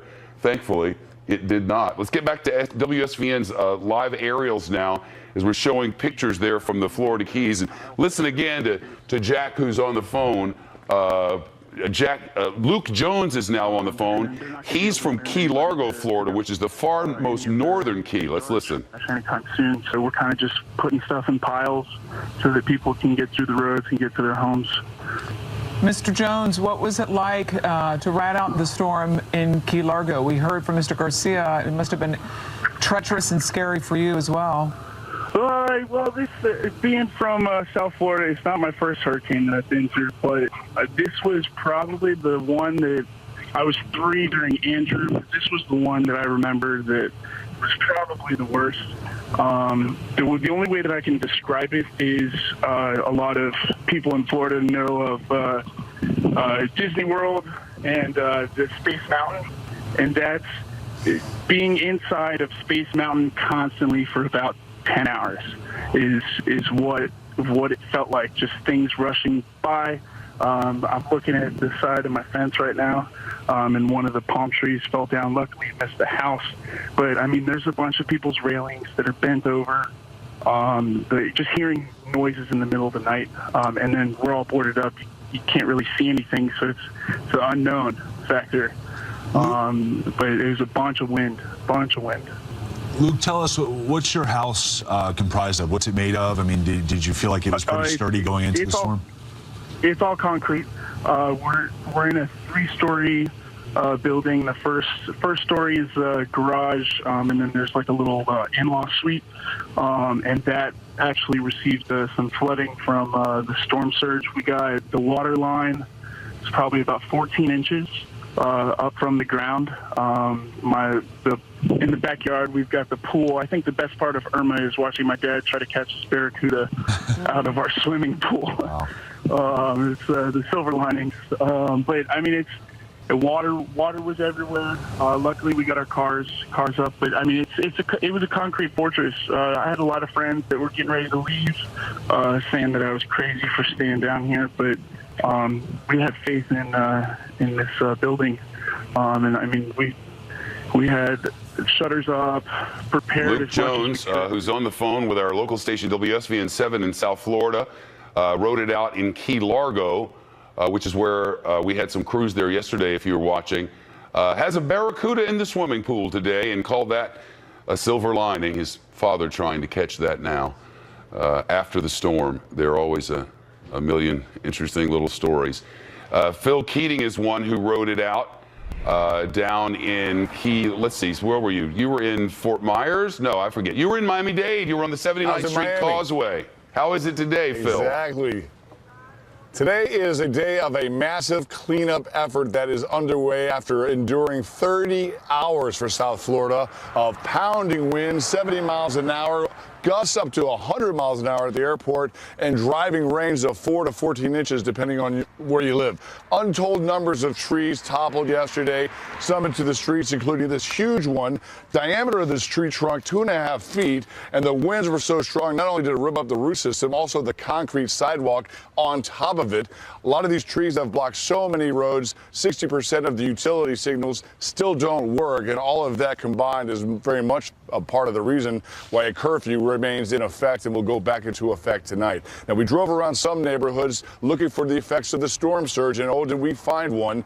Storm surge for South Florida, Miami-Dade County, 2 to 4 feet, possibly even higher, maybe 6 feet in some places. And this is one of those places, the neighborhood of Doug Hart's. He is today just trying to see what he can make out of his house. Floodwaters, he says, inside were 5 feet high. They're starting to recede, but still, for Doug Hart, it's all putting him to the breaking point. All I gotta say is I've never been through this storm surge flooding in 40 years. This is unbelievable. I wouldn't wish this on my worst enemy. Now, a strike force of 17,000 Florida Power and Light workers pre-staged with their utility trucks down here before Hurricane Irma arrived, and they started working and restoring electricity to homes and businesses last night. I, for example, had my electricity returned at my house at 11:30 p.m. last night after having nothing all day, but there are still a lot of people without electricity. There was about 1.5 million households, 2 people per household, 3 million South Florida residents yesterday without any electricity, no power, no AC. Well, in Miami-Dade County alone, as of the last count, about 900,000 of those remain. So it's still a big job in work in progress. Utility crews are moving just like the work crews. They come in with the buzzsaws, they chop the trees down, they make the debris fields, the bulldozers come in, quickly push it over to the side of the road, and then they move on to the next job because there's a lot of jobs to do, Shep. Phil Keating down in Miami. Let's go up to Jacksonville, where the local stations, this is CBS 47 Jacksonville and Fox in Jacksonville. This is right in downtown Jacksonville. The St. Johns River runs right into downtown Jacksonville. I-295 crosses over it, and then you get up into Jacksonville itself, and I-95 crosses over it. Just to the south of downtown Jacksonville is San Marco. And that's where this is in Duval County. Let's listen. Okay, just protecting some of their stuff. As the 2 girls there live in this apartment over here, just trying to make sure their stuff was on higher ground and okay, because this took them by surprise, as it took a lot of people by surprise. And we do know that because of high tide coming soon, waters will continue to rise here in San Marco. I do want to show you just again setting the scene, as we do expect more JFRD crews to come in, and we get to watch our step here. as the water's mostly remained about knee-high here, although it gets even deeper over here. But just debris, trash cans floating in the water, all kinds of garbage here. This is actually Naldo Avenue and Cedar Street. And again, the concern in areas like this and downtown as well is that water levels will continue to rise with high tide coming soon. And we'll keep you posted. We're trying to get to those areas where more people are being rescued to make sure they're okay. And when we learn more, we'll bring that to you, of course, on air and on social media and on our Action News Jax mobile app. But that's Kevin Clark from Fox 30 and CBS 47 up in Jacksonville. Think of this. We just went to Phil Keating down in Miami. We went to him up there in Jacksonville. The distance between San Marco and the northeast corner of Florida and Key West, where they also had damage, is 507 miles were you to drive up the highway. 507 miles of that kind of destruction, and it continues on up in the state of Georgia. Let's go back to Jacksonville. This is actually west side in Duval County. Duval County, just south of Jacksonville there. And I'll let you know where West is in the moment. But this is still, the surge is still coming here. Let's listen. In that parking lot, it is really amazing to see. I've seen cars trying to drive through this. Would not recommend doing that. Got to be careful where we step. There's a looks like a little part of a sidewalk here, TJ. So if you walk over this way, do not trip. I've seen trucks trying to go through this as well. You know, they might fend off a little better in these types of conditions. There's a little sewer grate here. TJ, walk this way over here with me. Take it slow. This is unbelievable. There is a bench right here. I'm getting water all in my boots. If I sit on this bench, I'm basically sitting in water. This is how high it is. It is crazy to see. Walk over this way with me, TJ. You have people just walking out here, taking in the sights after Hurricane Irma. All right, you're all right. Come this way. There's some grass. For those of you watching on Fox News Channel, this is west side, so the west side of Jacksonville, just on the west bank of the St. Johns River, which has flooded the streets. Might take us a little bit to get there. Come on, TJ. Keep on coming. Oh my goodness, it's just filling my boots. I've committed. I'm already in the water. Come on. Hey there. Be safe. Is this what is this? Is this a door? Or is this plywood? What is this?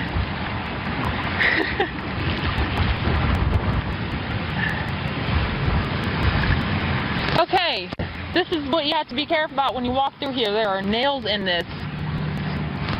This looks like it's part of the sign. Yep, part of the sign that what was up there to my right. Wow. All right, this is really just unbelievable to take in. We'll have to watch out for that because there's nails in there. So we will stay out here to monitor these conditions. I'm going to go check on those cars over there. I think I see some taillights. Someone might be in there. So let me go in this here. I'll send it back to you guys. I'm going to go check on those people over there. There you go. That's Chrissy Turner from Fox 30 in Jacksonville and CBS 47 down in Jacksonville. We're dipping in on local coverage. WSVN still showing aerials in South Florida now in a local news conference. Let's listen for just a second. The infrastructure, the roadways, the health hazards that can be that they find prior to being able to open the gates and allowing the residents to come in. It's a great responsibility on their part, and they cannot take that lightly. They got to take that responsibility very seriously, and that's why, and that's what they're doing at this point. On top of that, as you can imagine, talking to them, they're having difficulties with communications. Communications has become a big issue, not only amongst sheriff's department and law enforcement, but also within intergovernmentals. And the intergovernmental has to be in contact with the sheriff's office. Everybody has to be able to have an efficient. So there you go, talking local concerns down in South Florida. Up in Jacksonville, the concern is right now, back to Fox 30, this is Neptune Beach in Duval County, very near Jacksonville. Let's listen. Flop around in the wind, especially during at that house there, but look, what you don't see is water between the homes and the dunes, and that's the good news. That means the dunes essentially remained intact through Irma. There are some areas that are chipped away, some water is getting through, and some of the dunes across the beaches. But look here, too. You can see how the sand from some of those dunes just blew over this beach walkway here. It's a couple feet tall now. And let's get closer because I want to show you this, get closer to the ocean. Because, again, the big story after Hurricane Matthew was the dunes, the health of the dunes, how they were replenished over basically the last 11 months, and will they remain intact during Irma? The good news, for the most part, as I mentioned, they are. And there is some erosion, though, about 4 to 5 feet of erosion. You see how the seas are still coming up to the dunes and just how deep the erosion is. But for the most part, the thick part of the dunes are intact. And if you keep walking out, you can see how high the waves are still splashing up on shore here, and just how high and choppy the ocean still is, especially about 100 yards out. You see the cresting waves there, very impressive, and obviously still dangerous at this point. But looking up and down the beach, one thing you won't be able to see if you look to my right, but the good news is it's still there, the Jacksonville Beach Pier. We saw that, how the damage it was sustained in Hurricane Matthew.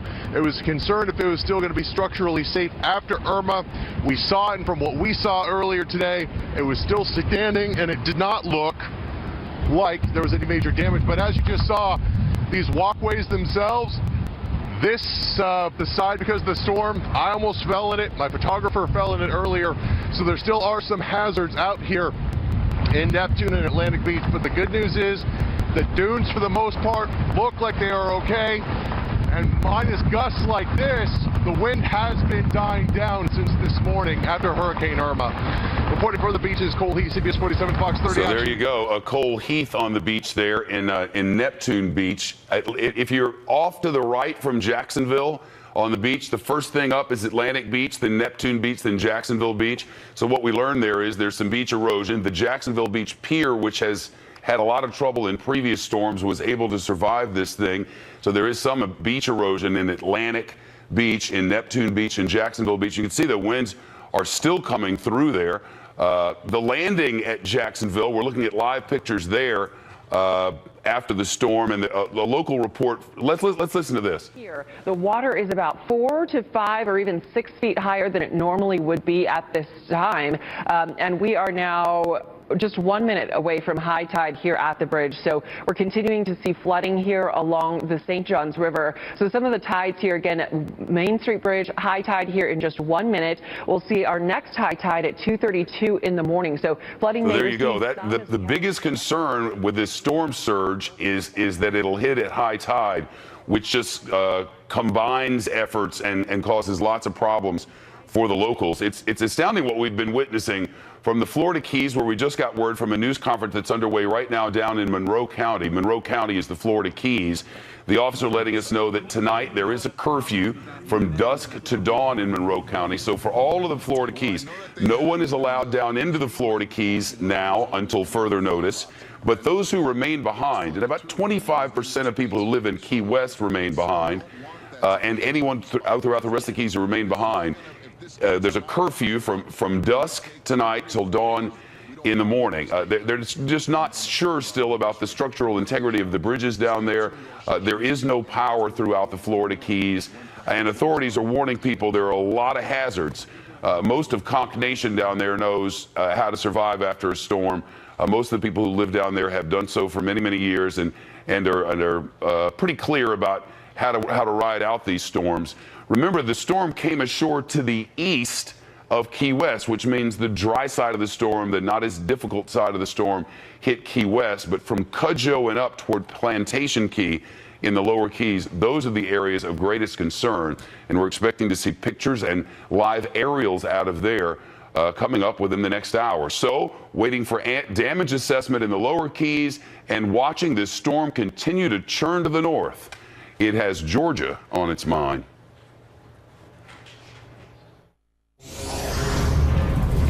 It's 2 o'clock in South Florida and across Georgia. I'm Shepard Smith in New York, and this is Fox News Channel's continuing coverage of the devastation of Hurricane Irma.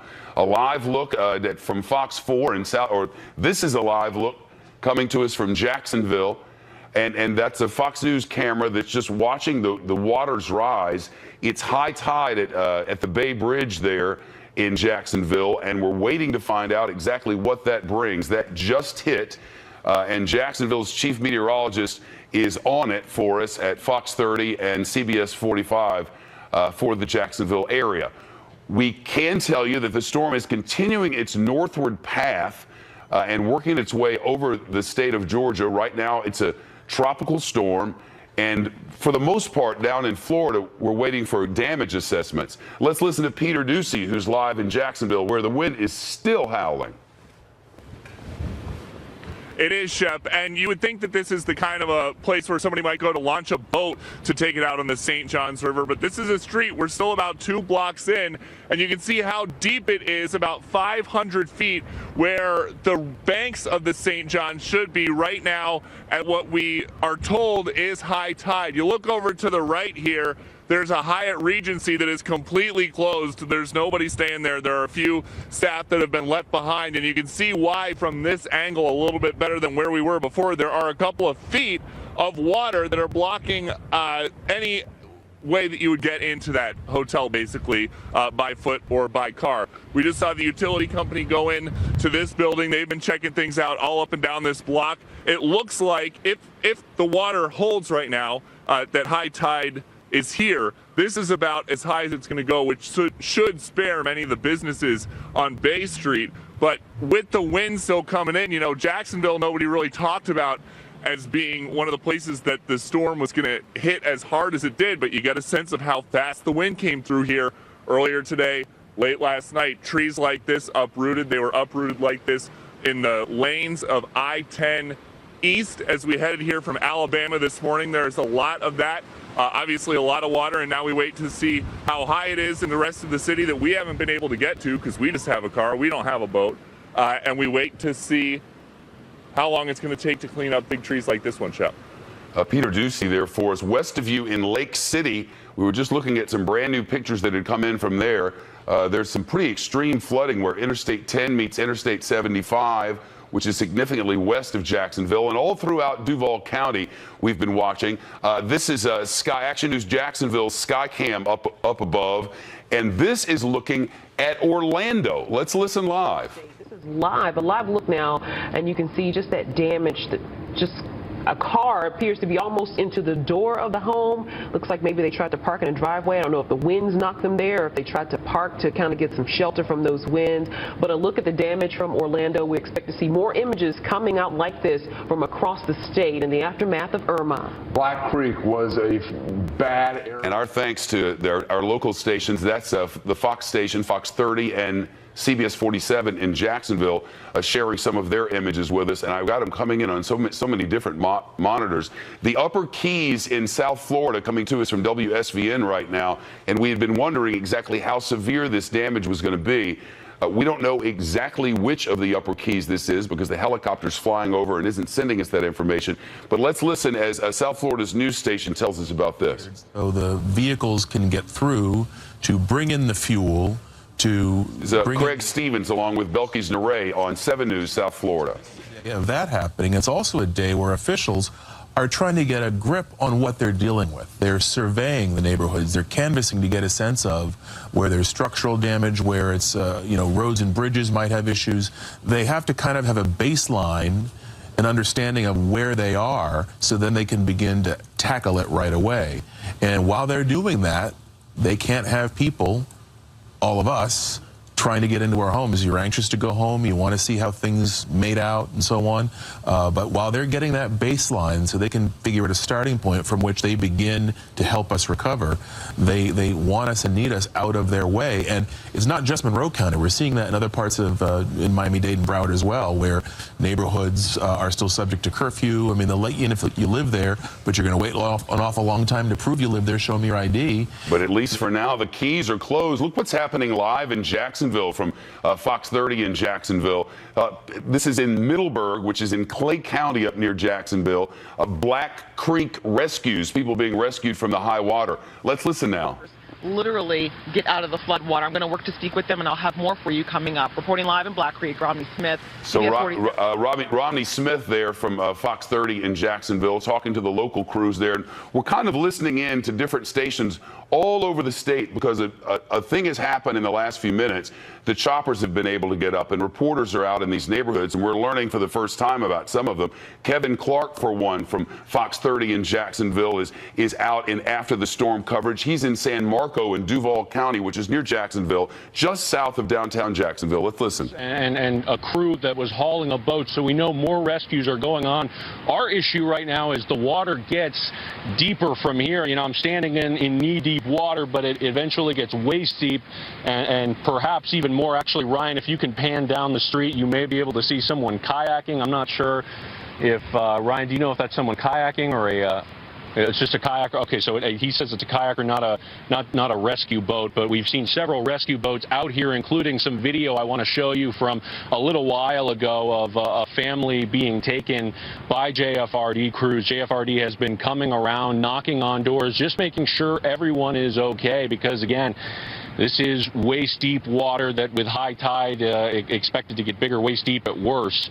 So, again, you're looking at video of them taking people in maybe a 10, 15-foot boat, helping them out and taking them down the road. They'll take them a couple of blocks away, I'm told. That's an area we're trying to get to, and some of them may go to shelters. But that family that we spoke to a little while ago, they are okay. Most people that we've spoken to are in good spirits, and JFRD has echoed that. We asked them, is everyone okay? And they said yes so far from the people that they've talked to, so that's the most important thing. But that family telling us they were just trying to get some of their belongings to higher ground, as that's the next question in this area here in San Marco. People okay? If everyone's okay, what about their homes? What about their belongings? So we'll continue to check in on that. Meanwhile, if you come back to me, you can just see how murky this water is. I've seen people walking around barefoot here, and you want to absolutely be careful here. A lot of concerns about that because this is awfully murky. We're in part of a Panera parking lot, part of an apartment parking lot, and you just don't know what's under here. So we're walking slow, and we'll keep bringing you updates on what's going on here with rescues. But for now, we're live in San Marco. Let's go to the Orlando area now, where Fox 30 is showing us some high water rescues. Just fine. Jordan, are we going to be heading back out? Do you know? Okay, we're not sure if we're going to be making another run at this time. First responders, of course, taking over. They have the priority. They're the experts. But these people just helping neighbors, trying to do their best to supplement that help right now. You can see they're going to be loaded onto this white van, them and their pets, and taken out to safety. It's a very scary situation, to say the least, over by the St. Johns River. That water is rushing in at those homes easily, 4 feet, 5 feet high, waves just coming in. You can see some of the water creeping back. This is the riverside area of Jacksonville. That water may not look so deep right now, but if you get out to the middle of it, near where that palm frond is, it's a solid 3-4 feet deep. So we're going to continue to follow around these rescue crews as they try to get people out of some of these harder hit areas. We're talking Riverside and some of these areas around here. We'll bring you live reports. Again, that's Duval County near Jacksonville. Some new pictures coming to us from Florida City, which is down near which is in South Florida. Florida City's not far from Homestead. This is an area that was leveled during Hurricane Andrew. Let's listen. To the Homestead Speedway anymore, because now they're realizing they've got a crowd at the Homestead Speedway, and if this road isn't going to open up for at least a day, possibly longer, they don't want people camped out outside at the Homestead Speedway when they've got shelters open and when there's a curfew tonight. There is another curfew in Miami-Dade County, so now they've realized they've got a predicament because they've got people that were planning on camping out at the Speedway, and there's going to be a curfew, and so all of that has now changed. So the bottom line is, if you are a Keys resident and you don't work at Mariners Hospital, there is no chance that you are going to get into the Keys for the next day. There is no point in coming down here to Florida City. There's a lot of confusion here. There's people who are getting angry and frustrated. You heard them there in the press conference. The best idea is to just stay put for at least a day. Follow us, follow Monroe County social media. You'll get the message when the time comes, but for at least a day, there is no... some good advice for the people, for the locals down there in Florida City. Those pictures from WSVN 7 in South Florida. A lot happening across the entire Florida Peninsula today. Down in the Florida Keys, they're working to determine what's safe and what isn't for people to return, what roads and bridges may have some sort of structural engineering problems. In Southwest Florida and Naples and Cape Coral, in Fort Myers and Estero and that whole area, they're looking at flooding and some other things. Want to go to North Jacksonville now, where the water is rising fast into homes right now. These pictures coming to us from CBS 47 and our station Fox 30 in the area. And would you look at that? Listen. See, the water is surrounding the dozens of homes out here. A woman over here to the right, she's leaving now because the water by the minute is just rising and getting deeper and deeper. It's in her to her homes as well. Let's catch her before she's leaving right now. Barbara, you're heading out, right? Yeah. Did you need to see anything else? I think we're good, but you're heading out because it's just getting deeper and deeper. Yeah, it's getting too bad in my home, and I don't want a chance to anything happen to my daughter or myself, you know. And then I smell gas. I don't know if y'all smell it, but I smell gas. So therefore, that's why I'm going to go ahead on and leave. I don't know where the gas is coming from. They say I called 911, and 911 told me that it was coming from the expressway, I guess from the runoff. So, but I don't want to chance it. I just don't want to chance it. You got somewhere to go right now. Yes, I do have some. I have plenty of places to go. Yes. Okay. Yeah, and I'm kind of because I just lost my godmother, and I'm real stressful, and I'm out for work because I just had surgery as well. So I just got a lot going on right now. But so I just rather just go ahead and just leave. I'd rather have my life than material things because I can get those back, but I can't get my life back. You know. Once I left the neighborhood, I went up on 95, and that's when I really saw how bad it was. All you could see was the house itself. Everything else was already washed away. All the docks are gone, the decks are gone, and that's pretty much it. The only thing that's left there right now is those boats and my truck. So, and that's almost underwater at the engine level right now. So families are trying to keep their spirits up. They tell me they will rebuild if they have to. Again, this is up in North Jacksonville. Amber Krykic, working for our station Fox 30 and CBS 47 there. Hard to imagine that still happening live now. Let's go to the beach in Naples, where our station Fox 4 down in Naples has a reporter right at the seaside, and it's still churning. Remember, this is the Gulf of Mexico. Listen. Even on the radio as well. But for now, reporting in Collier County, Jillian Idle, Fox 4. So Jillian Idle talking to the locals down there in Southwest Florida on our local Fox station. We're hearing from emergency managers that St. Pete is an area of particular concern. Remember, in St. Petersburg, they have a lot of low-lying areas that are susceptible to flooding on a good day. And our man Matt Finn is live in St. Pete for us this afternoon to give us a look. Hey, Matt. Shepard, as you can imagine, tens of thousands of people are tired and frustrated and just want to get back into their homes. We're along the Pinellas Bayway, which connects the St. Petersburg metro area to St. Pete Beach. And as you can see, people who are trying to get back into their homes are being stopped by police and turned away at this major thoroughfare because, unfortunately, a cruise ship, a small yacht, crashed into the bridge up there.